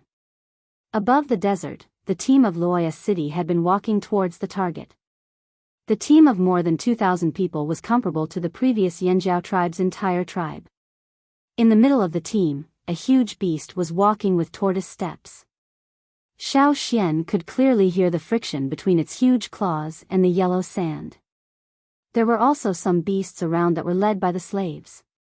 Sometimes, when they saw an active desert beast not far away, they would make a ruckus and then be violently suppressed. Even the one that Su Gu was riding needed Su Gu to suppress and appease from time to time. In contrast, among the beasts in the team, the quietest and calmest was probably the camel that Xiao Xian and the other two were riding. It was not known if they were really calm, or if their nerve reflexes were slow. The air was no longer as hot as it was at the beginning, and there was still some coolness in the afternoon. This was the 10th day since they left Luoya City. Among the slaves walking in the team, there were also some who couldn't bear it and fell down for various reasons. Basically, they couldn't get up after falling down. In the slave owner's team, there was a fixed rule. Those who fell down and could not get up in a short time would all be fed to the beasts. The tribe had never been so cruel. Even if Xiao Xian and the other two were not used to it at first, the days gradually passed and they became numb. This was the rule of the slave world. It was not known if those who died for various reasons would regret their original choice before they closed their eyes. We're almost there. Su Gu whispered to Xiao Xian and the other two. Over a tall old sand dune, they stood on the sand ridge and looked around. Between the yellow undulating sand, there were many white places, which were snow. The wind that blew in his face was still cold and frothy. It's snowing here? Lei looked at the place in front of him in surprise. He thought that in such a place, in such a season, even if the temperature was low, there would be no snow. After all, in his impression, the desert was a hot and dry place during the day. But now, his impression was overturned. What about the city? I only see the desert. Tuo looked into the distance. Apart from the snowy desert, he saw nothing else. The beast city is still some distance from here, but it already belongs to the scope of the beast-fighting desert. Su Gu told the three of them what he knew. Although there was a lot of snow in this area, the air here was still dry. The air was too cold and dry to melt the snow on the ground, so the snow directly evaporated into water vapor. However, snow was the only source of water in this beast-fighting desert. The walking beasts bowed their heads from time to nibble on the snow to quench their thirst. They could open their stomachs to drink water, but they could not eat the snow. Nibbling too much snow at one time would make them sick or even die. Therefore, the people and beasts in the group would pick up some snow from the ground and chew on it after walking for a while. There was no shortage of water here, but it was too cold. Those with weak constitutions would not be able to withstand it. Some birds could be seen flying in the sky in the distance, but they were not wild birds. They were domesticated birds from other cities. They were probably scouting the surroundings to see which teams had arrived. Xiao Xian was listening to Su Gu talk about the desert when he heard an eagle's cry in the air. Only Cha-Cha. Someone is coming. Xiao Xian said. Su Gu believed in Cha-Cha's judgment. Saying, someone is coming, here, it must be in the form of a large team. Which city? Su Gu wondered. Next to him, Wuxia thought of something and his face changed. He walked a few steps and went around to the other side to face the team. Third young master, be careful. They may be people from Biyao City. Wuxia said. Biyao City and Luoya City's walking routes and destinations were not the same, but if the routes of the two sides were compared, one would find that there was an intersection. At this moment, they were just at the intersection. It was really a narrow road for enemies. The team was still moving forward at the original speed.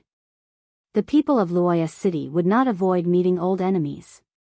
In that case, they would be regarded as afraid. Where would the king's face go? Above the ridge in the distance, there was a team's shadow. Roar, a beastly roar that sounded like muffled thunder came from that direction.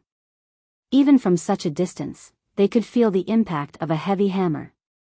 It's the Biyao king's riding beast. Su Gu said.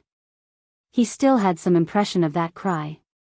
The huge figure of the Luoya City king's riding beast finally appeared in everyone's sight. Similar to the team on the Luoya City side, there were many other beasts of different sizes around the king's riding beast. Some were pulled by the slaves for the beast city, while others were the slave owners' mounts. Xian. Tuo and Lei looked at Xiao Xian. Let's take a look first. Xiao Xian knew what they were going to say. Yinjiao's traitor was likely to be in that team. The two teams' walking routes were almost in an X shape, and at the moment, they were at the intersection. The other side seemed to speed up a little, not wanting to miss this side. As the two sides got closer and closer, the fighting beasts on both sides seemed to have been injected with chicken blood. No matter how many slaves pulled them, they bared their teeth and roared at the other team, as if they wanted to rush up and bite. As they got closer, both teams began to be alert. Xiao Xian saw that the slaves of Luoya City had picked up wooden and stone shields, and the archers were also ready. Was this a fight before entering the city? Xiao Xian motioned for Lei and Tuo to pay attention. The slaves of Luoya City would protect the slave owners, but they would not care about the three of them. Roar, another beast roared. Because this time it was closer, it was deafening, and the impact was stronger. Roar, the Luoya City king's riding beast was not willing to fall behind and roared back. Whoosh! Whoosh! Whoosh! Almost at the same time, from both teams, hundreds of arrows were shot. Among them, there were also spears with greater impact. The senior slaves guarded the slave owners' sides, and the slaves of the slave owners also seized the opportunity to show their loyalty. The more dangerous the situation, the more opportunities there were. The newly enslaved slaves around Su Gu were like this. They could not wait to squeeze in and block for Su Gu. Wherever they saw an arrow, they would gather there. They were afraid that when the chaos was over, there would be no arrow on their wooden shields. There would be no trace left, which meant that they did not do their best. Because they all went to the slave owner's side, Xiao Xian's side immediately became empty. Xiao Xian supported himself with one hand on the camel's back. His body jumped from the camel's back and flipped over. His other hand waved the stone knife in his hand, picking up the arrows that were shot over. After picking up a round, Xiao Xian did not continue to stay on the camel's back. After landing, he blocked the arrows that were shot over. He did not like to use a shield, and in such a situation with such a degree of attack, using a shield would make him feel restrained. This was a habit that the Yanjiao people had developed. Holding the knife, Xiao Xian's eyes were cold. The stone knife that he quickly waved seemed to explode into a group of gray light. In an instant, everything around him was shrouded in it. Not a single arrow was shot in, and if people were involved, they would undoubtedly suffer a bloody storm of blade killings. The camel behind Xiao Xian was still holding its neck high, calmly looking around. In its spare time, it was in the mood to lower its neck to turn over some snow on the ground.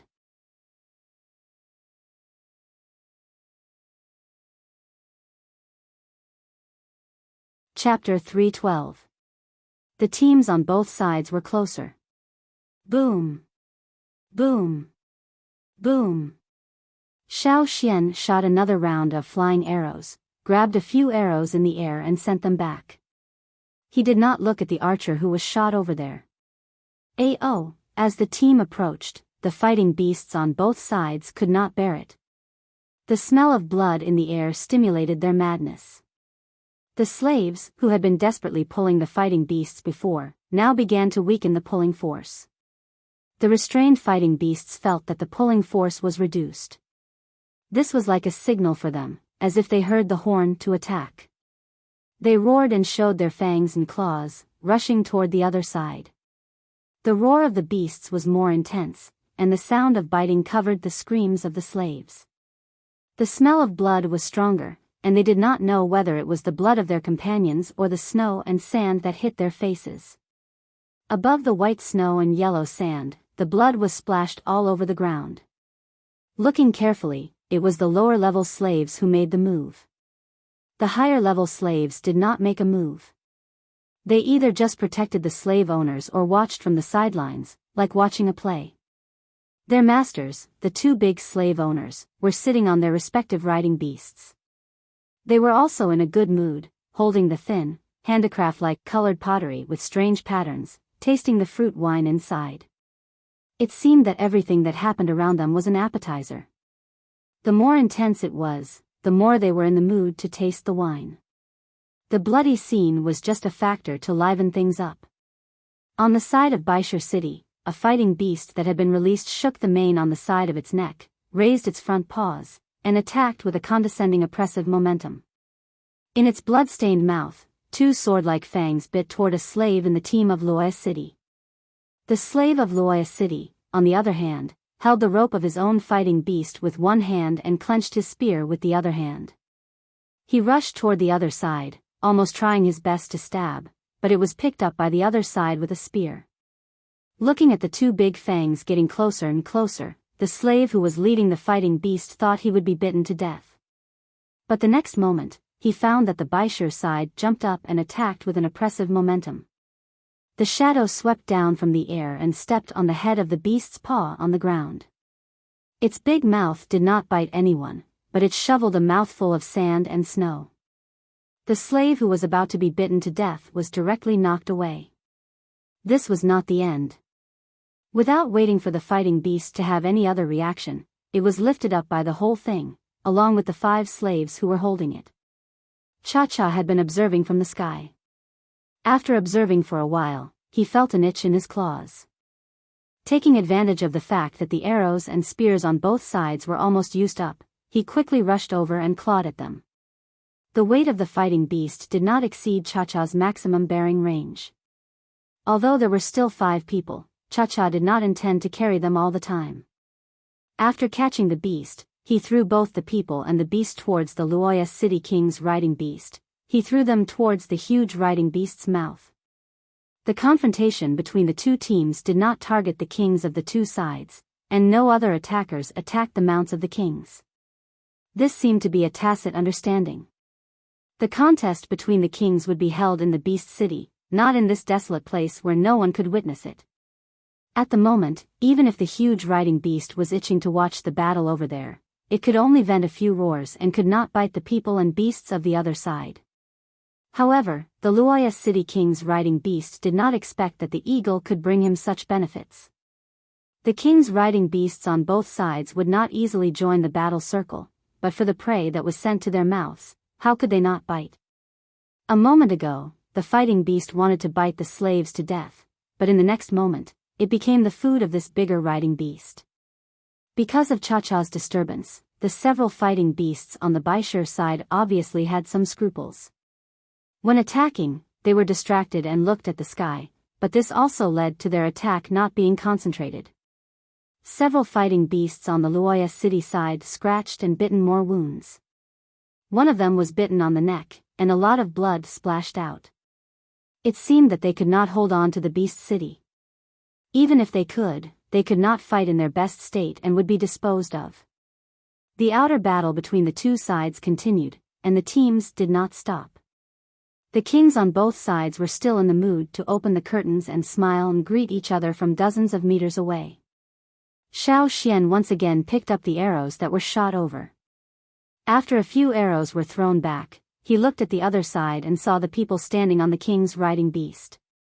The White Stone City's riding beast was a ferocious beast that Xiao Xian had never seen before. Its body was not covered with ordinary scales, but more like pieces of stone. It had a thick and short tail with a large round ball. When it swung its tail, it was like a heavy hammer hitting the ground, causing snow and sand to fly into the air. On the riding beast, in addition to the king's palanquin, there were 3 people standing. Xiao Xian did not think that they were slave owners, but more like slaves guarding the king. And one of them had been staring at Xiao Xian's side. Xiao Xian looked back. It was a middle-aged man who looked very friendly. Unlike the other slaves who guarded the slave owners, he looked more peaceful. Seeing Xiao Xian look over, the other side also smiled at him, like a kind elder. In the eyes of others, it might be a very kind and friendly smile, but Xiao Xian felt that this smile was full of killing intent. Dao Yu. Xiao Xian had never seen Dao Yu, but at this moment, he was inexplicably sure that this person was the one he was looking for. To be able to stand on a riding beast, his status was not ordinary.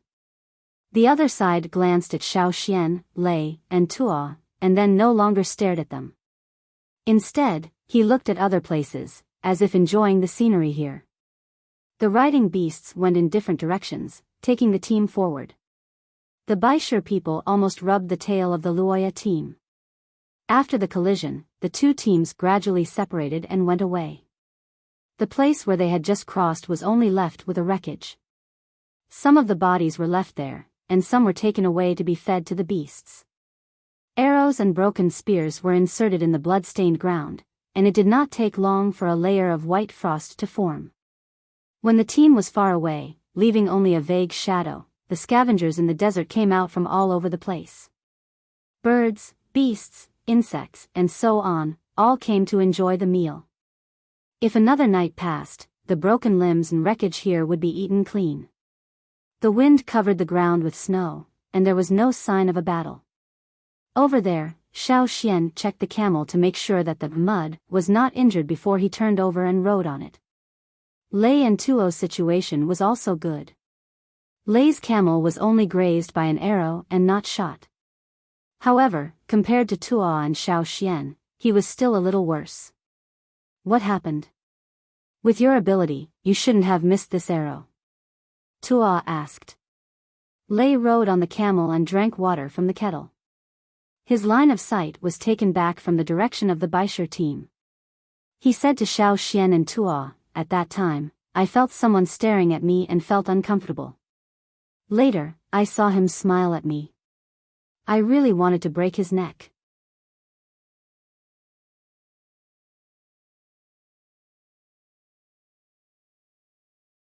Chapter 313. When they were told by Xiao Xian that the person who had been paying attention to them during the chaos might be the traitor of the Flaming Horns tribe, Lei, and Tuo both thought that if at that time they had directly rushed over and killed the traitor, that would have been good. No wonder I thought that man looked strange.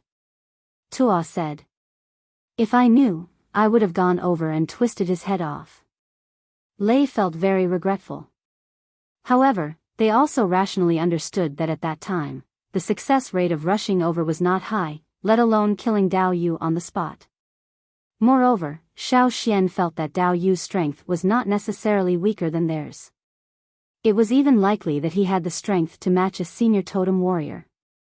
If they really went over, even if it was a one-on-one, who would lose and who would win was not known, not to mention that Dao Yu was surrounded by Baisher people. After careful analysis, Lei and Tuo's heart was quite complicated. A Yinjiao traitor, whose strength was stronger than them, wanted to clean up the family but could not clean it up. How would they face the shaman and the leader when they went back? Xiao Xian took the time to look for AI Shi to confirm that the man who had been standing on the Baisher City King's riding beast was Dao Yu, and then let Lei and Tuo pay more attention. Unlike the native Yinjiao people, Dao Yu, who could mix with the slave owners and reach the present level as a wanderer, was much more complicated than Lei and the others. If they were not careful, it was likely to repeat the tragedy of Yan Ji and the others. The more they went forward, the more places were covered with ice and snow. Xiao Xian could even feel a sense of oppression. If it was an ordinary person, they might not be able to stand in this place safely. Finally arrived. Su Gu said excitedly. In front of them was Luoya City's base in the beast-fighting desert. Nearly 10 meters high stone walls were built in a circle on the periphery. Inside, stone houses were built. There were also some small sand houses around the stone houses, as well as some simple tents. The stone houses were for the slave owners to live in, while the sand houses and simple tents were for the other slaves who guarded here. Xiao Xian and the other two followed Su Gu and lived together in a stone house. The 10 slaves that Su Gu enslaved were also brought in to serve Su Gu.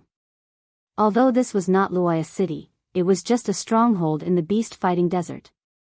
However, in the construction of the stone house, a lot of thought was put into it. Many pieces of monolith with a length of several meters were built into a double-story stone house with a height of more than 10 meters in the center.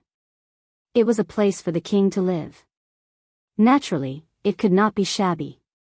At the same time, it also represented face. If people in other cities saw that the king of Luoya City lived in an ordinary stone house with a height of 3 or 4 meters, he would be laughed at. Su Gu originally circled an open space around the stone house to let Cha-Cha rest here. Unfortunately, after entering this cold place, Cha-Cha's spirit was too high. It not only liked the weather, but also the atmosphere, tension, blood, and various beasts. Every time it disappeared and reappeared, there would always be some injuries on its body, but its spirit was very good.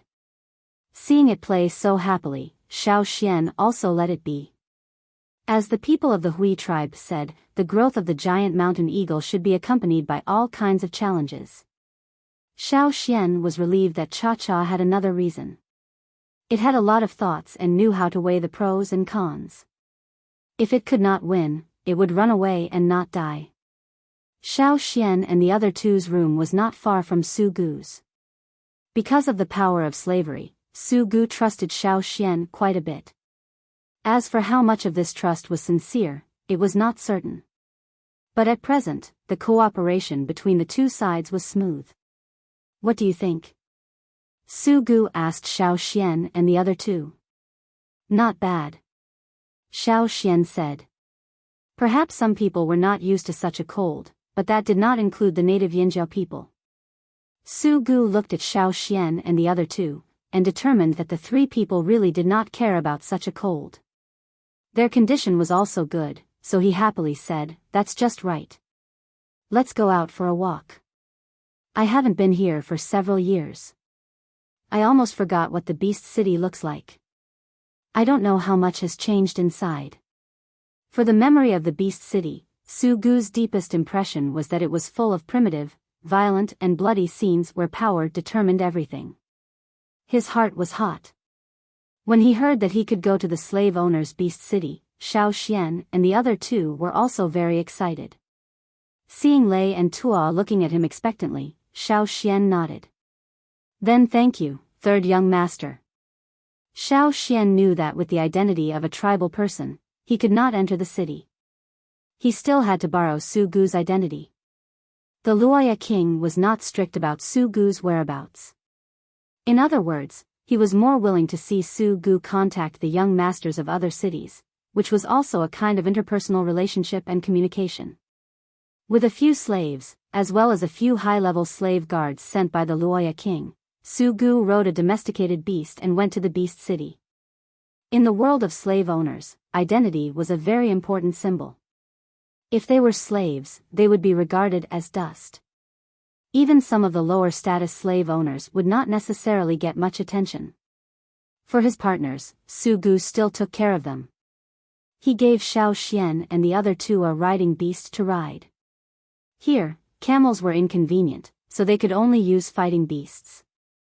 In any case, this also told others that these three people were not slaves. The beast city was not far from the stronghold of Luoya city. After their identity was verified at the city gate, the guards outside the walls of the beast city did not pay much attention. Who are the guards in the city? Xiao Xian asked. Most of them are people from the three cities of Rock Tomb, Fire Hill and Snowfield. These are the three major cities in the desert, and the beast city was also built by them. Su Gu said. Xiao Xian had long learned about the three authoritative cities in this desert from the information provided by Su Gu. The surrounding atmosphere was already a lot more complicated. Xiao Xian did not ask more, and paid attention to the surrounding situation.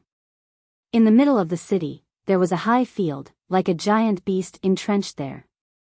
It was also the symbol of the city, the Colosseum.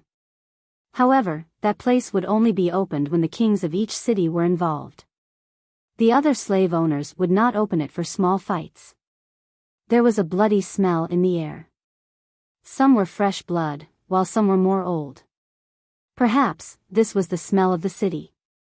Taking a deep breath, Su Gu sighed, it's really nostalgic.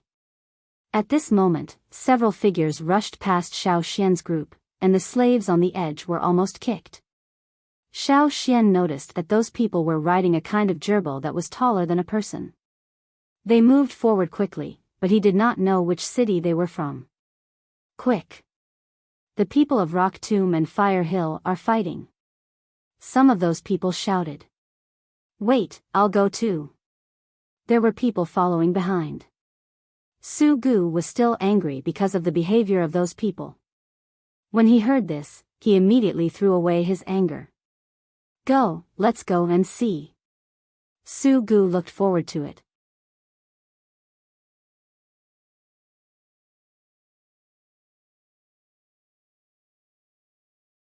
Chapter 314.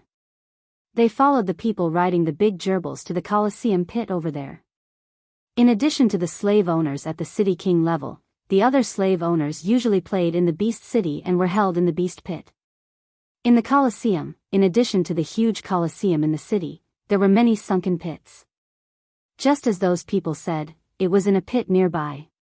Because it was the fight between the two cities of Rock Tomb and Fire Hill, whether it was to watch the excitement or to make friends, they all gathered there. When Xiao Xian's group arrived, there were already a lot of people gathered around the huge pit with a diameter of nearly 100 meters and a depth of about 30 meters. Because many of the beasts used for riding were easily manic after being close to the pit, the slave owners would let the slaves look at them while they walked over and stood next to the pit to watch at a close distance. At this time, there was a fierce beast that was nearly 7 meters tall in the pit. Its fur was like yellow sand, and the hair all over its body was like steel needles. It looked like a gorilla, but its head was different. It was bigger and looked strange. It had 3 eyes, and the blood-red eyeballs were turning, looking at the people around the pit. At this moment, the beast had probably just been brought up. Before, it had been restrained and suppressed by the slaves. After making a ruckus, it was breathing heavily. Listening to the sound, it was like the sound of rolling boulders, which already gave people a kind of oppression. Probably the surrounding spectators made its mood more irritable. The bloodthirsty and violent color in its 3 eyes was even more intense. Roar, the ferocious beast roared. In order to show its strength, it raised its 2 thick arms and hit the ground. For a time, the originally solid ground in the pit had more than one depression. Seeing this scene, the spectators were even more expectant. Under the attack of this level of fighting beast, could the other side win? After showing off its might, the ferocious beast turned its eyes again and scanned the pit. Then, it fixed its eyes on a human figure. Su Gu, who was standing on the edge of the pit, rubbed his hands, looking like he couldn't wait to start the fight immediately. Thinking of something, Su Gu said a few words to Wuxia next to him, pointing to a place on the edge of the pit. Wuxia nodded and then left with a cloth bag. Xiao Xian had just noticed where Su Gu pointed. It was a place to bet. The spectators could also place their bets on the Battle of the Beasts. Who did you bet on? Xiao Xian asked. Su Gu pointed to the pit, the slave that was pressed.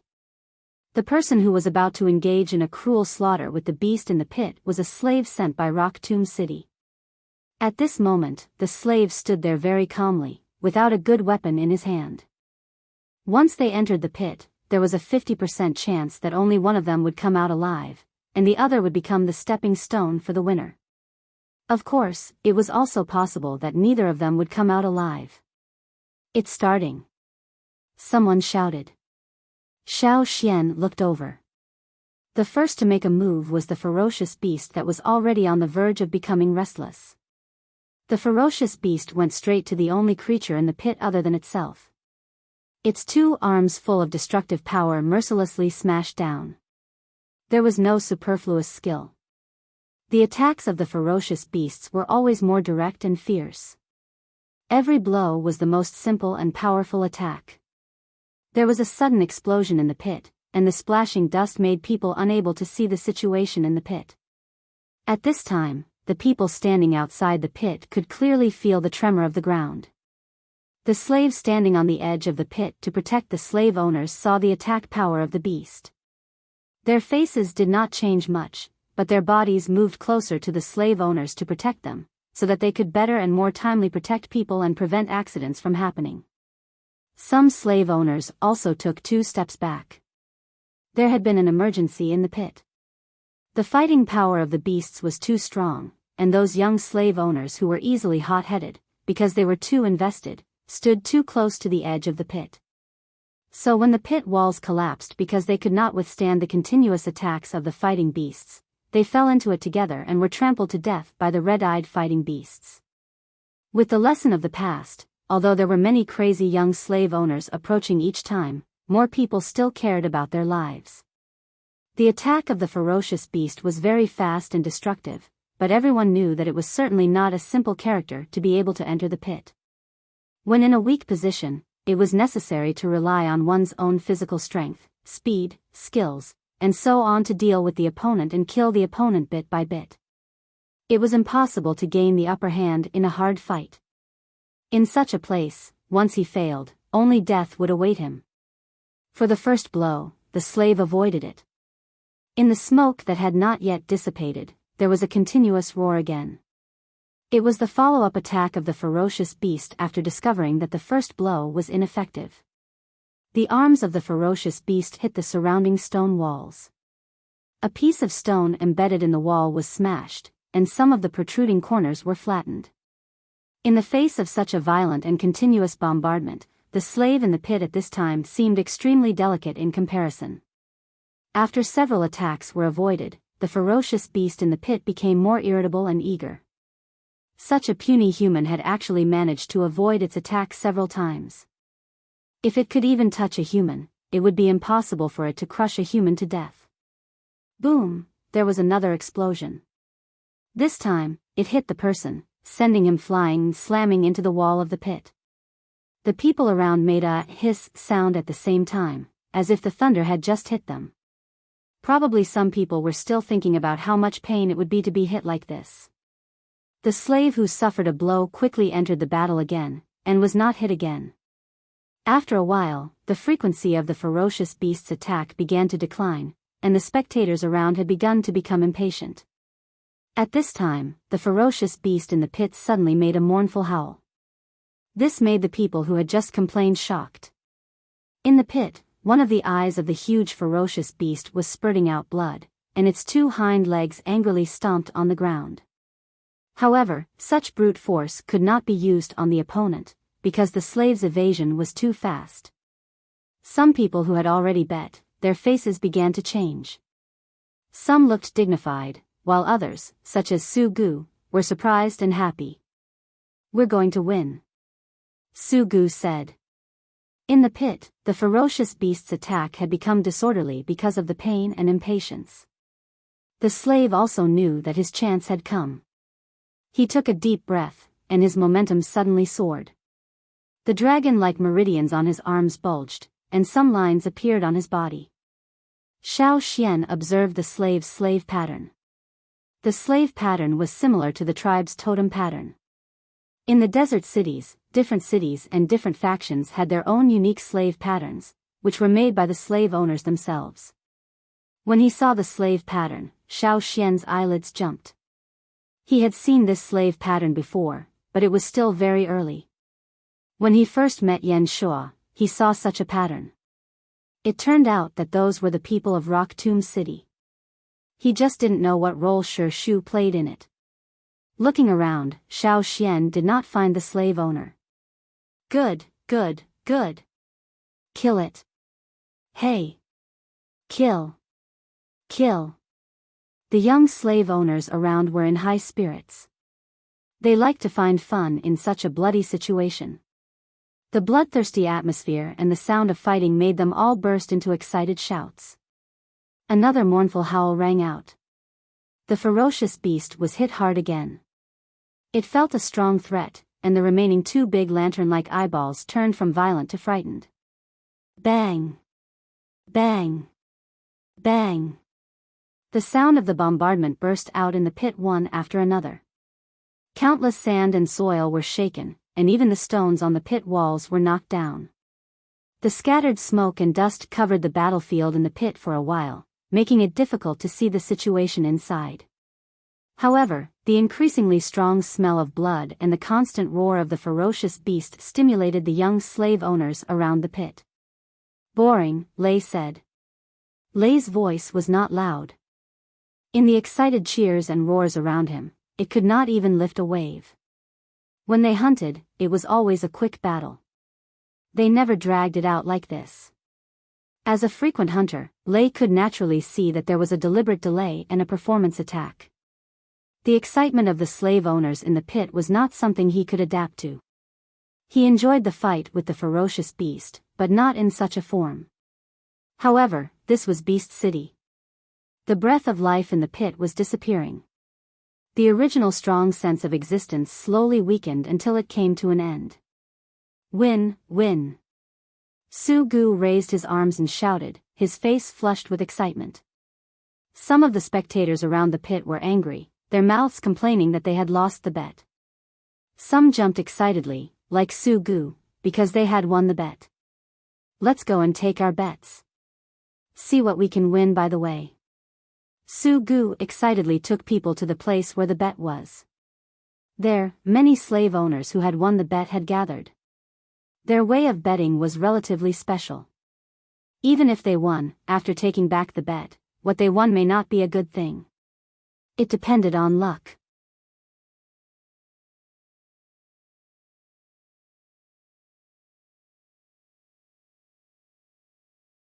Chapter 315. This group of young slave owners' way of betting was relatively unconventional. The loser's bet could no longer be recovered, while the winner would recover their own bet and then recover the spoils of war, which was the loser's bet. However, it was not the kind of spoils they wanted that could be obtained smoothly. When Xiao Xian followed Su Gu, he saw that in the place where the previous bet was placed, there were several rows of wooden boxes of the same size. These boxes contained the things that the people who lost the bet on. The people who won the bet, according to the value of the bet, would then choose from the order of the auction. As for what kind of things they could choose, it was not something they could predict. There were many young slave owners who put some alternative things in their bets. They did not seek wealth. What they pursued was just excitement and fun. I don't know what kind of thing I can choose later. I hope it's more valuable, Su Gu said. He looked at the ranking of his bet. He was ranked 17th, not behind. After recovering his bet, Su Gu stared at the choices of the people in front of him. Although they were not so persistent in their pursuit of wealth, they could choose a more valuable item and be in the limelight, which would be cool. As Su Gu, who had been away from Beast City for so many years, had no fame in the circle of the younger generation of slave owners. He was not a person from the 3 major cities, so his sense of existence was even lower. If he could pick a good one, he might be able to brush up his sense of existence. The young slave owner of Rock Tomb City, Yan Hui, who had just won the beast battle, was sitting next to him, smiling as he looked at the people who came to pick the spoils of war. He was probably in a good mood after winning a game. If the value of the things in the box chosen by the people in front of him was not high, he would comfort them with a few words. The loser of the beast battle, the young slave owner of Fire Hill City, Di Sheng, was sitting on the other side with a cold face, looking unapproachable. These boxes were personally placed by the two, and the others did not know what was in each box. Xiao Xian also saw a little slave owner in his early teens pick another box. When he opened it, he could see what was inside. It looked like sand, but in fact, it was the egg of a shrimp that lived in the desert around Red Star City. That kind of prawn had a very short lifespan. They would only hatch and grow when there was plenty of rain. When there was less rain and the spring dried up, they would lay eggs and die, leaving behind some prawn eggs that looked similar to sand. Those shrimp eggs were the wager of a slave owner of Red Star City. If other people had chosen such a trophy, they might not have been happy. But now, the one who picked it was a child in his early teens. He was very satisfied with this kind of food trophy. Yan Hui and the child exchanged a few words. The child, who was holding a box of shrimp eggs, was so excited that his face turned red. It was probably his first time here, and it was also his first time coming into contact with people from the 3 big cities.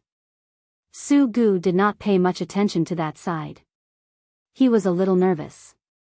Xiao Xian, what do you think I will pick? Su Gu asked. How would I know? What do you want? Xiao Xian asked. Of course, it's the best. Su Gu was even more excited and nervous. Xiao Xian looked and said, I don't know what is the best. If you were to choose, which one would you pick? Su Gu asked. The third in the first row. Xiao Xian answered. Su Gu looked at the boxes placed over there. The people who picked in front chose the second row more, while the first row, which was closer to them, was chosen less. Perhaps everyone subconsciously felt that it was better to have something further away. Why? Su Gu asked. Intuition. Although he said so, in fact, Xiao Xian looked at it with a special vision.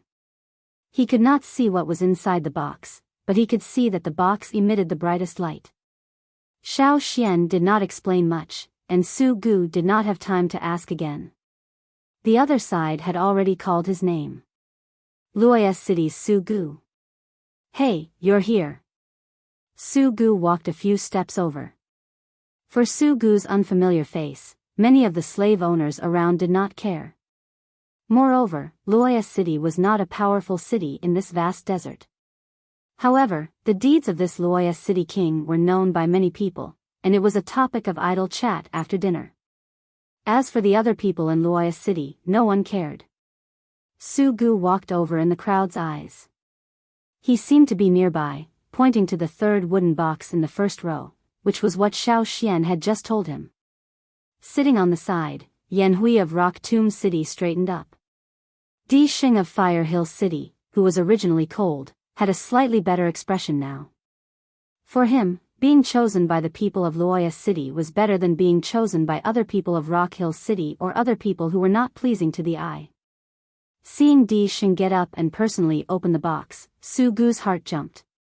He had a guess in his heart. Could it be? The other people around also thought of it. Their voices were a lot smaller as they stared over there. That's right. What was in that box was the bet that Di Xing put on himself. Di Xing opened the box, and the crowd only saw a red light flashing in front of their eyes. Inside the box, there was a fist-sized red translucent gem. As Di Xing picked up the gem, the red light was even brighter. Moreover, the people around also felt a wave of heat sweeping through. This is the famous Fire Hill Stone of Fire Hill City? Someone exclaimed. The Fire Hill Stone was produced in the desert around Fire Hill City. The stone was transparent and attracted a lot of people. At the same time, if you injected power into it, the stone would heat up. The more energy injected, the higher the temperature of the stone. It could even easily burn firewood. In Fire Hill City, the Fire Hill Stone was a symbol of power, beautiful and noble. People in other cities who wanted to buy the Fire Hill Stone may not be successful. Unexpectedly, a small slave owner of Luoya City could easily get such a big piece. Xiao Xian looked at Su Gu, who was being talked about by the crowd, and thought, that guy is probably going crazy with joy. How big was the practical value of that gem? For the Yinjiao people, it was just like that. If it was bigger, it could be used as a weapon, but it was only the size of a fist. It could only be used as an ornament. Perhaps it could be used to warm up in the winter and light a fire when there was no fire. However, what Su Gu valued was its symbolic meaning, as well as the influence of this stone among the slave owners. From this moment on, the name of Luoya City's Su Gu had been remembered by more people. They would definitely mention it when chatting. When Su Gu came back, he smiled particularly proudly. Some people wanted to fight with Su Gu. Unfortunately, Su Gu tightly guarded the stone, saying that even if they fought, he would not take out the gem. The other party then left. The beast's corpse in the pit had been removed, leaving only a bloody ground. Soon, the second beast fight was about to begin. This time, there were no giant beasts, but 2 slaves. For this group of slave owners, there was not much difference between slaves and beasts. Even slaves were not as good as beasts. When the giant beasts were on the stage, they were more attractive, while the slaves were inferior. The people standing around the pit dispersed a little. They planned to go to the other pit to see, but Su Gu did not leave. He intended to continue to watch the next one. In the field, the 2 slaves' seemingly irregular moves intersected with the shadows of their fists. Then, a rapid sound of fracture sounded. One of the slaves was hit and flew. His body rolled in the air and hit the stone wall in the pit. After the collision, a lot of blood spurted out from his mouth. Xiao Xian could see that the slave's chest had several broken bones. Moreover, these broken bones pierced his internal organs, hurting his heart and lungs. Sure enough, the slave who fell to the ground had his head askew and died directly. The reason for this beast fight was because of an ownerless female slave. The winner would own the slave. The winning slave owner was very happy and directly used the power of enslavement on the spot to enslave the person. This was the second time Xiao Xian encountered a slave owner enslaving a slave other than Su Gu. Moreover, this time, it was not a practice. The young slave owner who was enslaving was a little nervous. Although it was not his first time enslaving, there were always failures. Now, it was still under the watchful eyes of the public. If he failed, he would certainly be laughed at by other cities. The pressure was quite great. However, this time, his enslavement was unusually smooth. Looking at the slave who was successfully enslaved and looking at him with charming eyes, he only felt a burst of heat and quite complacent. He felt that today was really an extraordinary day. Observing the fluctuations of the flame in his mind, Xiao Xian moved his fingers. Because of the long and wide sleeves, no one could see that there was a little blue flame on his hand in the sleeve.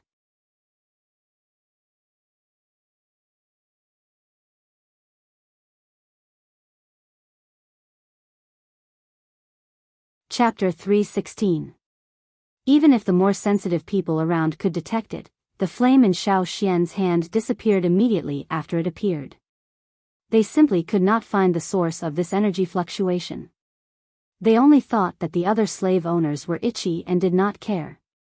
Xiao Xian then followed Su Gu to other Colosseum pits to watch several Colosseum fights. There were people fighting and beasts fighting, but most of the time, it was the slaves fighting in the pit. Every year in the Colosseum, some slaves would be buried, but some would also become slaves. For the slaves, the trip to the Colosseum was a good opportunity. Just like last year's Dao Yu, his brilliant battle in the center of the Colosseum greatly improved his status among the Baishur slaves. After Su Gu made several bets, he won and lost. If he won, he would let Xiao Xian help him pick a box, which made him fiercely in the limelight. However, Su Gu was not too stupid. He knew that he could not go overboard. Several of them were his own choices. Although the things were a bit worse, it could reduce some people's doubts, so it was worth it. What's more, his harvest today was far beyond his expectations. Xiao Xian helped, so Su Gu naturally took more care of the Yanjiao trio. He also informed Xiao Xian of the news he had heard in the slave owners' circle. After returning to the camp, Xiao Xian went into the house to rest for a while. He then said to Lei and Tua, "Do me a favor and watch outside the door. I have something to do." Okay. Lei and Tua did not ask Xiao Xian what he wanted to do. Usually, when Xiao Xian was recording things, they would also guard outside the door. Some things were not good to be seen by the slave owners. Therefore, at this time, when they heard Xiao Xian say that he had something to do, they did not think of anything else. The two men went out to get some fresh air and talk about what they saw today. If someone came to find Xiao Xian, they would report it. Anyway, they would not easily let others enter the house. After Lei and Tua went out, Xiao Xian carefully looked around to make sure that no one was staring here. Then he raised his hand. Today, he had seen several fights over slaves, and he had also seen the slave owners enslaving people on the spot. Every time those slave owners enslaved, there would be a flame in Xiao Xian's mind, similar to Su Gu's. Although there were differences between the flames, it was not as big as the totem flames between the tribes. During the enslavement, Xiao Xian clearly remembered the power fluctuations in the fireball.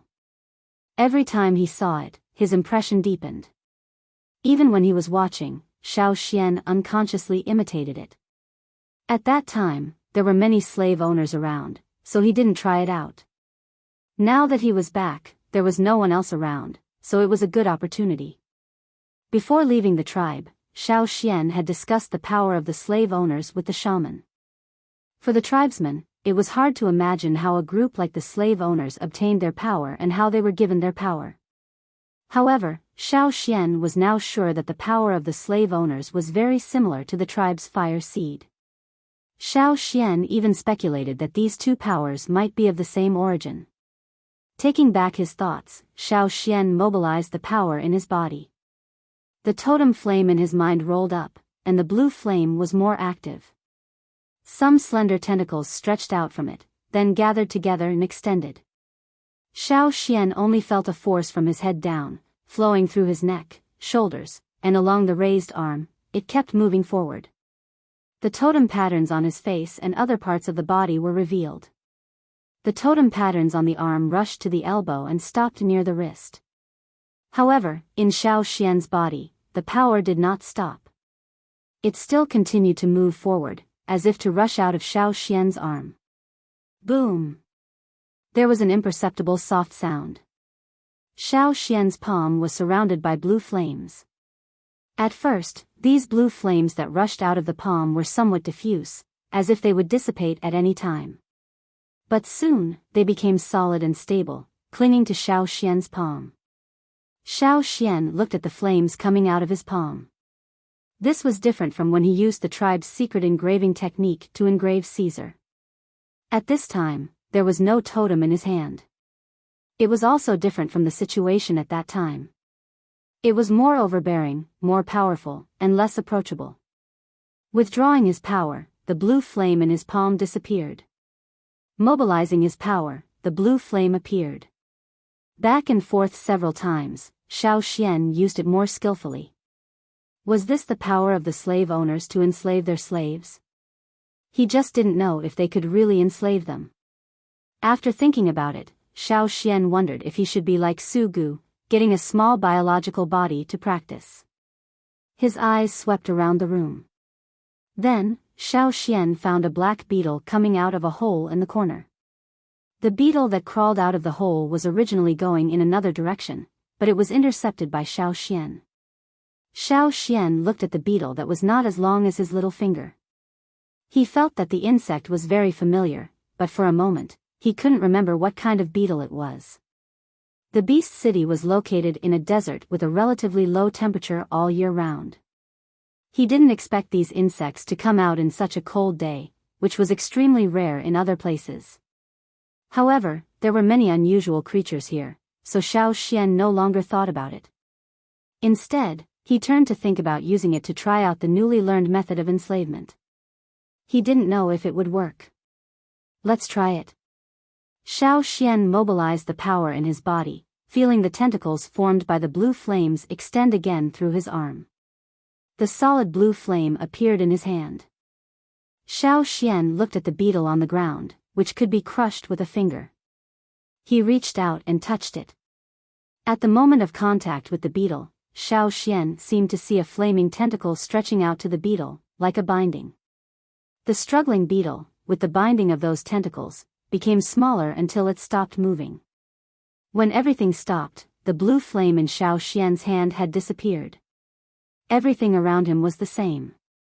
The only difference was the small black beetle that stayed obediently at Xiao Xian's feet. Was it successful?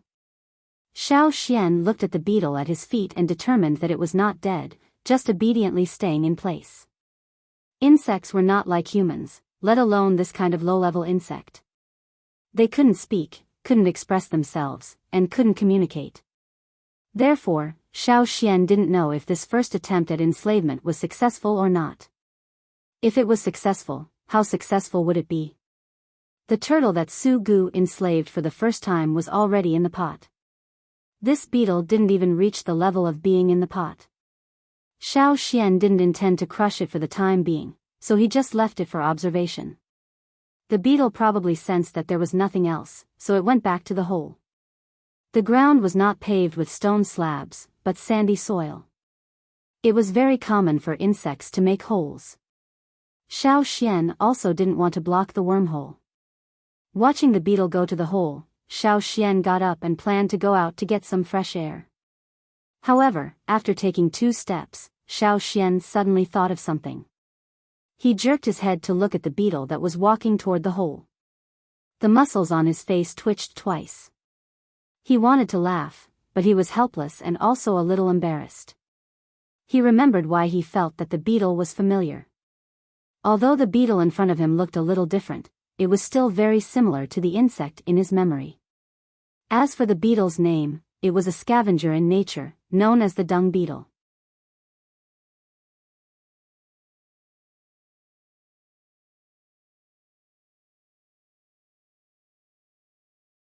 Chapter 317.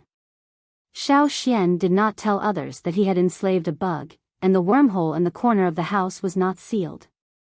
Originally, he intended to destroy it once the enslavement was successful, but Xiao Xian changed his mind and left the bug alone. However, the bug would appear once a day. Even one day, it pushed a dung ball to Xiao Xian's feet. Xiao Xian thought at that time, should he kill this bug, or should he kill it?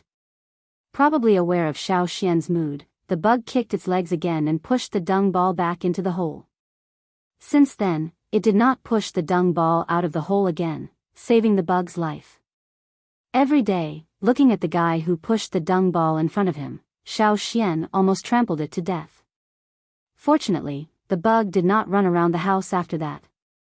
Except for coming out every day, it did not appear in the house again.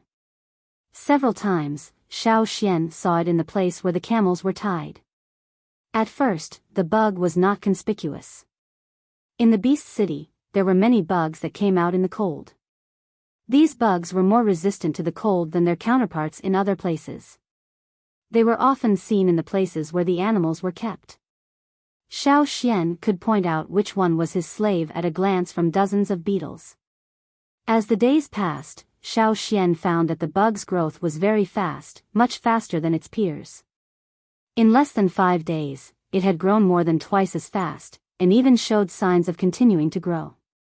This bug, in addition to its size, also began to change in appearance. Originally, it was black all over, but now it had become blue. Xiao Xian also wanted to try to unlock the lock on this slave, but he did not understand the process of unlocking it. He had never seen Su Gu unlock his slaves, so after some consideration, he gave up the idea. Another 5 days passed, and the blue on the beetle's body was deeper and purer. It looked like a layer of dark blue armor, reflecting the blue light under Yang Guang's eyes. As for its body size, it changed almost every day, growing even faster. From the time Xiao Xian succeeded in enslaving it until now, 10 days had passed. The beetle, which was not as long as a little finger, had now grown as big as Xiao Xian's fist. Its 6 feet were like knives with hooks. Xiao Xian saw it roll the dung ball in the camel shed, easily cutting off the weeds and branches around it. Originally, Xiao Xian was also worried that the beetle would be seen. After all, in such a place, such a big beetle was too special. Unexpectedly, this thing was quite clever. When someone passed by, it quickly hid and slipped into the haystack, leaving the dung ball, which was obviously bigger than the others, there. Fortunately, the slave who took care of the camel did not notice it.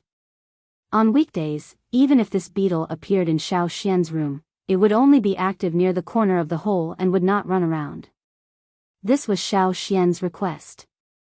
Beyond Xiao Xian's expectation, this beetle was quite obedient, or it could understand some more complex instructions. In addition to Xiao Xian, Lei and Tuo in the same room naturally knew the existence of this beetle, but they did not know that it was Xiao Xian's slave. Lei and Tuo were told by Xiao Xian not to kill the beetle. The two men looked at it every time, and they naturally saw the changes of the beetle in their eyes. Although they were puzzled, since Xiao Xian did not want to say more, they did not ask. They wondered if the bug was domesticated by Xiao Xian. When it lay there motionless, the beetle looked like a piece of sapphire. "Don't say, it really looks like it," Lei said. 2 days ago, they saw a blue gem in the slave owner's bed. It was not the kind of transparent like the Fire Hill stone and fire crystal. Now, this beetle looked like that piece of sapphire. Therefore, when there was no one else, Lei and Tuo jokingly called the bug Sapphire. Shouting, they tacitly agreed. Whether it was a dung ball or not, for Lei and Tuo, they did not mind. They just felt that this bug was very interesting. Sometimes, when they were bored, they would pick up a few thin branches to play with, watching those thin branches being cut into pieces. On this day, Su Gu and a slave owner in Baishur City had a fight. Xiao Xian's group also followed to watch. In recent days, Su Gu and several slave owners in Baishur City had a fight. There were wins and losses. Yesterday, he won a desert specialty and rare healing herb. After Su Gu brought it back, he gave it to Xiao Xian. Xiao Xian helped him a lot when he challenged the loot. Therefore, when Su Gu won something, he would also give a little to Xiao Xian. Xiao Xian carried a little of that medicine with him, but not all of it. It was all in the room. When Xiao Xian's group set off for Beast City, in another place not far from Beast City, there was a stone house in Baishur City Station. The doors and windows were closed, and only a few small stones gave off a faint light. There was a strange smell in the room, but the 3 people inside did not care. "How is it?" On the side, a young man wearing a lot of gem ornaments asked. Next to a piece of animal skin, another young man was sitting cross-legged. This person's neck had a string of bone ornaments carved into various skulls, and his eyebrows had a gloomy color. When he heard the question of the person next to him, his expression slightly relaxed. "Young master, rest assured. As he spoke, he raised his hand to open a jar made of animal shells and released the things inside. He saw a head of soybean-sized ants crawling out of the jar. There were a total of 9 of them, all brown and black. After a few ants came out, they entered from a cave in the house one by one, and soon disappeared. Seeing this, the young master sat down. Su Gu should have gone to Beast City to fight at this time. He is certainly not in the house. I just don't know what expression he will have when he comes back and finds that the Fire Hill stone is missing. Ha ha ha. Because Su Gu won a piece of Fire Hill stone from Di Xing of Fire Hill City, he was known by many people. In addition, during this time, he constantly brushed his presence. In the circle of young slave owners, the number of times Su Gu was mentioned was also more. This also made many people unhappy, including the slave owners of Bishur City who had a grudge with Su Gu. Unfortunately, Su Gu did not take out that piece of Fire Hill stone for the gambling fight. In order to teach Su Gu a lesson, the young slave owner deliberately called 2 people to come over and find a way. At the same time, he also received news that Su Gu did not like to let slaves stay in his room, so there was today's matter. Thinking of Su Gu's loss of the stone that the Fire Mound City's young master lost, the Bishur City's young master laughed again. If such a stone was lost, Su Gu would certainly lose face among the slave owners. For this group of young slave owners, face was very important. In the room, in addition to these 2 people, there was a third person, but he did not make a sound from beginning to end, just quietly listening to the conversation of the other 2 people. Under the ground, a team of 9 ants was going from the Bishur City station to the Luoya City station.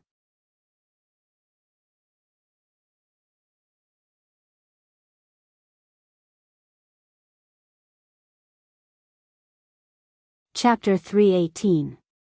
Deep underground, there were many caves, which were dug by various insects. These 9 ants, in addition to digging by themselves, would also use these wormholes to move forward. The young master of Bishur took a sip of tea, looked at the man sitting on the animal skin with his eyes closed, and asked, "What did you see?" The man sitting on the animal skin was very impatient, complaining that the young master was really impatient. How long had it been? He asked 4 times already. The answer was also distracting, and the more distracted it was, the more energy it would consume. No matter what he thought, the man with the skeleton did not show any disgust on his face, but more respectfully said, "It's still moving forward." He could perceive some things through those ants, and then guide them to do things. In order to meet the young master's request, he did not hesitate to take out the sand ants that he had been raising for a long time. He was not a slave, but he had always maintained a slave-like status. Because of his own ability, his status among the slaves in Bishur was not bad. If Xiao Xian was here, he would be very surprised to see the totem patterns on the young man sitting on the animal skin. This was because Xiao Xian was very familiar with the totem patterns on this man's body. The totem warriors with such totem patterns were neighbors of the Yinjiao people, the Wanchur tribe. Moreover, this young man was not an ordinary warrior, but the next shaman of the Wanchur tribe. He had been in Bishur all this time, and when he returned, it was time to succeed the shaman. "Why haven't we arrived yet?" The young master of Bishur was dissatisfied. The other 2 did not make a sound. All the explanations were nonsense, and the more they said, the more the young master's temper would be. After a long time, when the young master was ready to ask for the 8th time, the man sitting on the animal skin finally said, "We're here." He had sensed through the sand ants that they had entered the Luoya City station. Around the Beast City, any station had a lot of beasts. There were a lot of insects living there, especially the kind of dung beetles that Xiao Xian had seen before. They dug their holes very deep. Even if they were resistant to the cold, they would try to avoid the cold on the surface as much as possible when resting. Therefore, in the depths of every city, there were many wormholes. The team of sand ants from Bishur City entered Luoya City through the underground interlaced wormholes. After advancing for a while, they went out of the hole to explore, determined the direction of the smell, and continued in that direction. These sand ants were raised with herbs and were particularly sensitive to the smell of herbs. At this moment, they were looking for the herbs that Su Gu won a few days ago. On that day, Su Gu's victory, as well as the spoils he won, were all planned. The role of the herb was nothing more than a positioning tool used by the people of Biyao City. However, those people did not expect that Su Gu would give the winnings to Xiao Xian. Therefore, this group of sand ants finally found Xiao Xian's room by following the smell. They entered the room through the hole of the sapphire collector. They followed the scent and continued forward, but they did not sense the Fire Hill Stone. In White Stone City, the person sitting cross-legged on the animal skin looked puzzled. "What's wrong?" Baishar's young lord asked. "We don't have any Fire Hill stones," the person said. "How could there not be? Did Su Gu go out with the Fire Hill stones?" "No, not necessarily. Your ants may have found the wrong place. Keep looking for me," the Baishar's young lord roared. No matter how angry his heart was, the person's face still maintained respect. Yes. In the Luoya city station, inside Xiao Xian's house, the 9 sand ants circled around the house, intending to return to the same way. However, they found that the hole they came in from had been blocked. There was a beetle that was bigger than them. With a task on hand, the team of sand ants immediately showed their killing intent. They wanted to fight, but soon, they found that the opponent was too strong. In a face-to-face encounter, the head and torso of the sand ant in the front had been cut off and separated.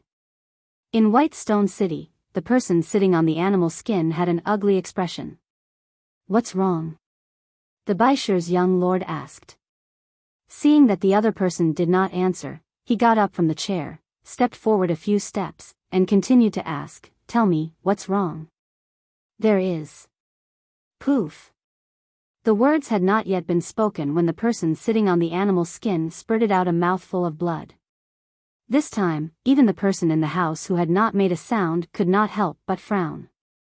"Dao Yu, what do you think happened to him? What did he encounter?" The Baishar's young lord looked at the person who had not made a sound. Dao Yu's eyes flashed with sarcasm. From the wooden box next to him, he took out a medicinal herb, crushed it into mud, and fed it to the person on the animal skin. After swallowing the medicine, the person on the animal skin breathed slowly. He did not bother to say more, nor did he look at the Baishar's young lord. He closed his eyes and continued to do what he had just done. Whether he could see the Fire Hill stones or not, his carefully fed sand ants must be withdrawn.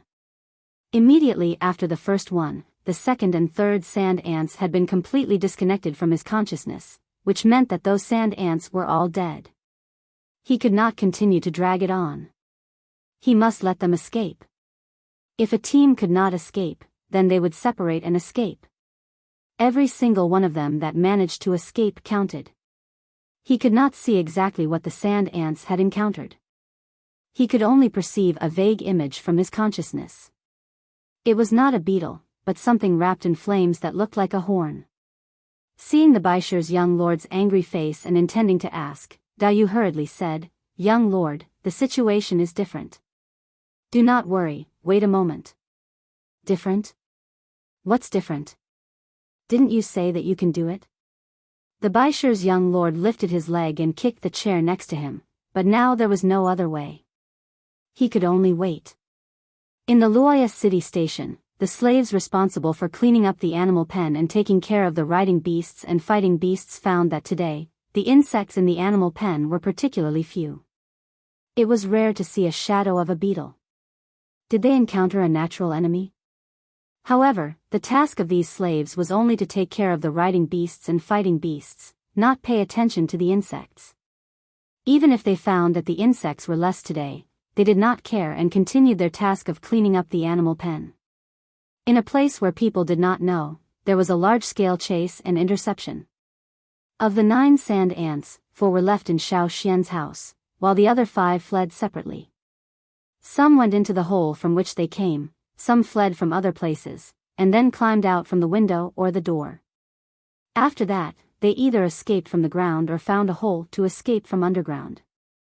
However, even if they fled separately, they could not escape the encirclement of hundreds of thousands of beetles. Especially when they drilled into the underground hole, they were directly blocked there. Poof! In the Biyao station, the man sitting on the animal skin spurted out a mouthful of blood. He looked weaker than before and his face was gray. Not only was it caused by the severing of the sand ant's consciousness, but it was mainly caused by his anger. He spent a lot of effort to cultivate the sand ants, a total of less than 20. Now, all of a sudden, there were 9 less. It was more painful than cutting his flesh.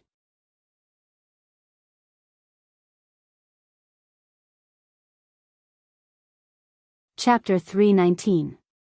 When the plan failed, the Biyao young master flipped all the things in the house. The man sitting on the animal skin was kicked hard. Dao Yu was also spat and scolded twice, but compared to the former, he was not beaten. This treatment was already very good. When the young master lost his temper, the man on the animal skin and Dao Yu did not speak. One was breathing slowly, the other was meditating, not knowing what to think. When the Biyao city's young master finally calmed down, Dao Yu moved the stone stool out from the corner and placed it behind the Biyao city's young master. He advised, "Young master, this time you failed. Next time, you can come again. Why get angry and hurt yourself?" Fortunately, the young master had almost vented his anger. When he heard Dao Yu's words, he snorted and sat down with a flick of his sleeve, hatefully staring at the man on the animal skin. Dao Yu quickly exchanged a look with the man on the animal skin, signaling him to calm down. After appeasing the young master, he asked the man on the animal skin, "What the hell is going on? I don't know exactly what happened. I only know that the 9 sand ants all died. None of them escaped." When he thought of the feeling just now, the muscles on the man's face twitched, looking a little twisted. It was really distressing. Could it be that the news was leaked? Dao Yu whispered, as if talking to himself. The Biyao young master next to him heard this and denied, "No, this is only known to the 3 of us, and the 2 slaves arranged near Wuxia City. Those 2 slaves would never betray me. It's impossible for the news to leak in advance. Since it was not a slave, the 3 people in the house would not be stupid enough to disclose the news. Then, there must have been an accident." "What did you see?" Dao Yu asked the man on the animal skin. "A fire. There seems to be something in the fire, like a horn. I'm not sure. But I can be sure that those sand ants definitely did not encounter an ordinary desert beast," the man said. "Perhaps it was something enslaved by a slave owner in Wuxia City?" the Biyao young master asked. "No, it's not like a person from Wuxia City. It was not even like a slave owner." However, the man did not say the latter half of the sentence. If he said it out loud, the young master would be even angrier, and the consequence of that would be him getting beaten up alone. The young master did not have a good impression of the tribe's people. Even the people of the Wuxia tribe were treated as slaves. Looking at the difference in treatment between him and Dao Yu, he knew that he was not as good as a slave. When Dao Yu heard the words fire and horn, his eyelids moved thoughtfully. On the other side, Su Gu's battle today was very smooth. Whether it was fighting slaves or fighting beasts, he won both. He won back 2 fighting beasts that had not recognized their masters and let people bring them back together. Back at the Wuxia City station, Su Gu first let people throw the 2 fighting beasts he won into the animal pen and take good care of them. He then went back to rest. Today, he spent a lot of energy outside and was tired. If there was anything else, he would say it tomorrow. Xiao Xian and the other 2 also returned to the house. As soon as he entered the house, Xiao Xian felt that something was wrong. He looked around the house and saw that there was nothing out of the ordinary. The tables and stools were still the same as when he left. Even the box containing the herbs had not been touched. However, when he moved his line of sight to the corner, he found that in the corner of the hole, there was a dung ball that was about the size of the hole. As the beetle grew, the hole was getting bigger and bigger, and the dung ball piled up was getting bigger and bigger. Why did you push the dung ball out again? Xiao Xian was puzzled. A few days ago, wasn't the caterpillar very obedient? Why did it push this thing into the house again today? Fortunately, it was only piled up at the hole and not pushed to other places in the house. Aware that Xiao Xian was back, the big beetle also quickly appeared at the hole. It then stood upside down and kicked its hind legs, pushing the big dung ball to Xiao Xian's feet. It was like taking credit. Xiao Xian was still thinking about whether to get the dung and the beetle out when he suddenly saw the strange thing wrapped in the dung ball. Sand ants? Xiao Xian was puzzled. When did this beetle change to eating sand ants? Moreover, he had never seen sand ants that looked like this around. Where did this beetle come from? Studying the dung ball in the house was not a good experience.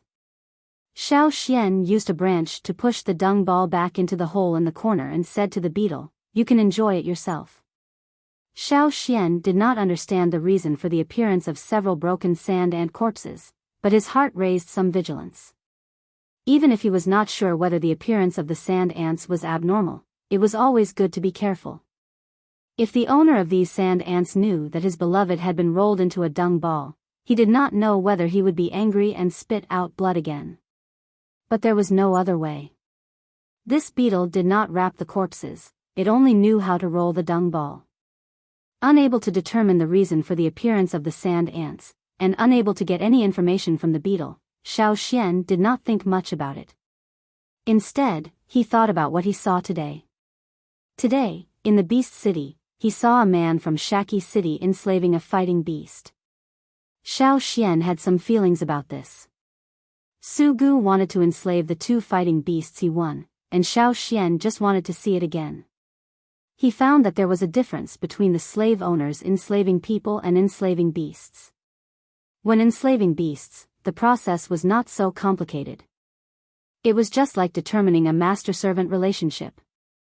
The next day, Su Gu went to the animal pen to enslave the fighting beasts.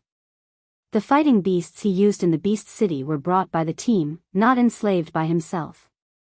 Now, he wanted to turn the two he won back into his own fighting beasts. In this way, when he went to the beast city to fight again, he could more openly say that they were his fighting beasts. Xiao Xian also followed him to the place where the two fighting beasts were kept. In other people's eyes, Su Gu was doing a favor by inviting Xiao Xian to watch.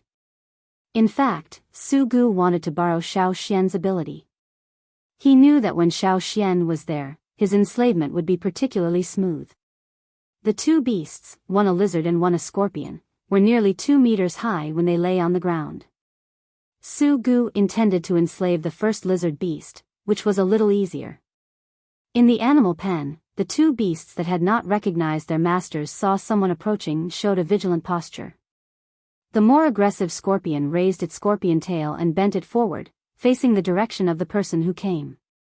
It seemed to be ready to sting with a poisonous sting. Its two big pincers were also active, demonstrating to the person who came. Su Gu entered under the escort of the slaves. There were slaves who specialized in taking care of the fighting beasts. Those who could take care of them here must have some strength. Su Gu's enslavement required the help of these slaves. He let the people control the lizard. After determining that there was no problem, Su Gu approached, then reached out and began to enslave it. Xiao Xian felt the changes in it. This was indeed much simpler than Su Gu's enslavement. Of course, it was only the process that was simple. It did not mean that it could be easily enslaved. After a while, Su Gu's enslavement was completed, and the fighting beast did not need to be controlled by the slaves for the time being. Waving his hand to let the other slaves retreat, Su Gu approached the lizard beast, intending to take a good look at it.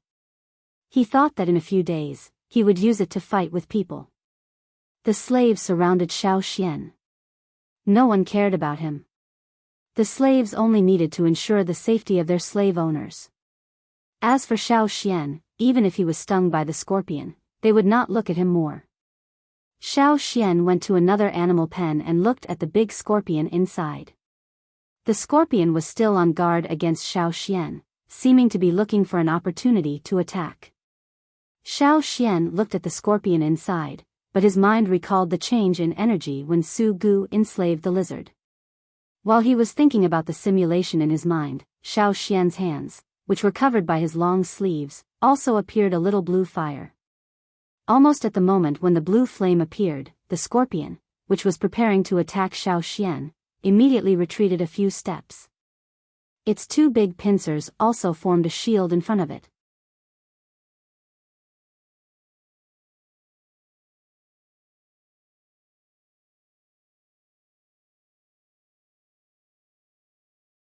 Chapter 320. Was it afraid? Xiao Xian looked at the scorpion and then looked around.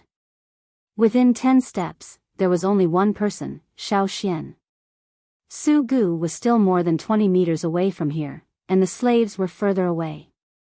Because of the distance, Su Gu did not notice the surrounding power fluctuations. The first turtle he enslaved was just an experiment. That turtle was not a fighting beast, so in Su Gu's view, it was just a wrong attempt that was better than a failed product. Now, this was a real success, so naturally, his attitude was different. Su Gu, who was immersed in the joy of enslaving his first real fighting beast, did not pay attention to Xiao Xian. Taking back the flame in his hand, Xiao Xian observed the changes in the scorpion. After a few breaths, the scorpion's two big pincers opened, and the scorpion's tail was ready to attack again. However, compared to the beginning, it was more afraid. It tightly faced Xiao Xian's direction, but did not approach him. Xiao Xian's heart moved. He did not know why, but he remembered what Lang Jie said when he was in the tribe on the other side of the river. At that time, Xiao Xian was just a poor little kid in the cave under the mountain who could not satisfy his hunger. At that time, Lang Jie and the others talked about the fire. Xiao Xian, who was called over, listened to them talk and laugh. Xiao Xian was also puzzled. Why didn't the tribe see the invasion of the fierce beasts? Because of Xiao Xian's question, Lang Jie and the others laughed. Then someone pointed to the top of the mountain and said, because they are afraid of fire. Xiao Xian knew that the fire Lang Jie and the others were talking about referred to the fire of the fire pit. Now, Xiao Xian inexplicably thought of the words of that year. Mobilizing the power in his body, Xiao Xian's hand once again had a flame. The vigilant scorpion once again stepped back. Just like before, the two big pincers formed a shield. Xiao Xian took a step forward. Scorpion retreated. Xiao Xian moved forward while Scorpion retreated. Putting away the flames, Xiao Xian moved forward again. Scorpion was still on guard, but he no longer retreated. Xiao Xian twisted his fingers. He was certain that the scorpion was afraid of the fire in his hand. However, when Su Gu enslaved the lizard, why didn't such a situation occur? When Su Gu was enslaved, the blue flame on his hands was also very vigorous. However, these two beasts were at best unhappy and alert, far from reaching the level of fear now. Xiao Xian wanted to try more, but Su Gu intended to leave, so he had to stop. Today, Su Gu had enslaved a fighting beast, so he did not have enough energy to enslave another one. He needed to take a good rest before continuing. On the way back to the house, Xiao Xian asked Su Gu, "Is there a difference between enslaving fighting beasts and enslaving people?" Su Gu was in a very good mood these days. For Xiao Xian's partner's question, he also readily answered. Most of the beasts that have not recognized their masters are much stronger than those low-level slaves. Therefore, when enslaving them, we do not use more complicated methods of enslavement. Instead, we use another kind. Su Gu told Xiao Xian that the main purpose of enslaving the beasts was only to fight the beasts. Therefore, when enslaving them, it would only let those beasts form a master-servant consciousness, making them more obedient. That was all. Their own abilities would not be greatly improved or weakened. For those with stronger executive abilities but weaker strength, the slave owners, while providing a source of power, also needed more constraints and management. Therefore, the process of enslavement was more complicated. When enslaving the beasts, there were no locks. Xiao Xian still remembered Su Gu telling him about the theory of enslavement and the lock. Yes, but not the kind of enslavement. Generally speaking, when enslaving people, while giving them a source of power, there will be 3 locks. These 3 chains can be seen when the slaves use their abilities. Every time one is removed, it is equivalent to removing an obstacle in their ability to improve their strength. This is the way of enslavement for us slave owners. At this point, Su Gu proudly looked at Xiao Xian. Like other slave owners, they always had a sense of superiority over the tribesmen. Can the tribesmen also enslave slaves? Xiao Xian asked. Of course not. Su Gu thought that Xiao Xian was envious after seeing him enslaving the fighting beasts. He smiled more and more proudly. You tribesmen who believe in totems can't do this. Was it really impossible to do it? Xiao Xian's fingers, which were covered by his sleeve, moved. However, he did not continue with this question, but asked, when you enslaved the turtle, did you also use the method of enslaving the fighting beasts? When he heard Xiao Xian mention the turtle, Su Gu quickly looked around. When he saw no one else, Su Gu was relieved. That was his dark history. Of course, I used the method of enslaving the fighting beasts. Otherwise, do you think I would enslave a food that has no thoughts and no execution like enslaving people? How could I do that kind of stupid thing? Su Gu was somewhat flustered. At that time, he really used the enslavement method to enslave people. Later, the more he thought about it, the more he regretted it. After that, he cooked the turtle in the pot. Anyway, no one knew how he enslaved the turtle. When it was mentioned again, he only needed to deny it. Xiao Xian glanced at Su Gu, non-committal, and no longer made a sound. He thought of the beetle again. Before, he did not have a deep understanding of the slave owner's enslavement method. He just tried it. He did not expect that they would use the method of enslaving people to enslave the beetle, not the method of enslaving the fighting beasts.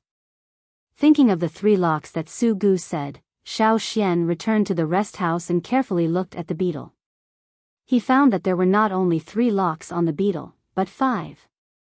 Xiao Xian did not know why such a situation would occur, or what the extra 2 locks were, but he guessed that it was probably related to the special power in his body. It was as if other tribes could not enslave slaves, but he could. Xiao Xian himself was a special case. As for the unlocking, Xiao Xian saw Su Gu unlocking it. During this time, after observing his more than a dozen slaves, Su Gu chose the 2 best performing unlocks. Xiao Xian was next to him at that time. Xiao Xian quietly looked at the blue armored beetle at his feet. He would not be like Su Gu, who would destroy this slave. Recalling the changes in the beetle, Xiao Xian wondered if he should try to unlock the lock. However, his understanding of the slave owner's enslavement method was limited. If he rashly made a move, it would cause more uncontrollable trouble. What should he do? To be on the safe side, Xiao Xian still intended to wait and learn more about it before making a move. At this moment, the beetle that stayed at Xiao Xian's feet did not know the thoughts in its master's heart. Yesterday, it pushed the ball wrapped in the corpse of the sand ant back into the hole. Its master said to let it enjoy it, but it usually did not eat sand ants. However, its master's words were not good, so it could only eat a little every day, eating those sand ants. After eating it, it felt. Hey, the taste was not bad. You're tuning into the Biyao's Wuxia Chronicles YouTube channel. Don't forget to subscribe and join us on this journey to catch the most captivating stories.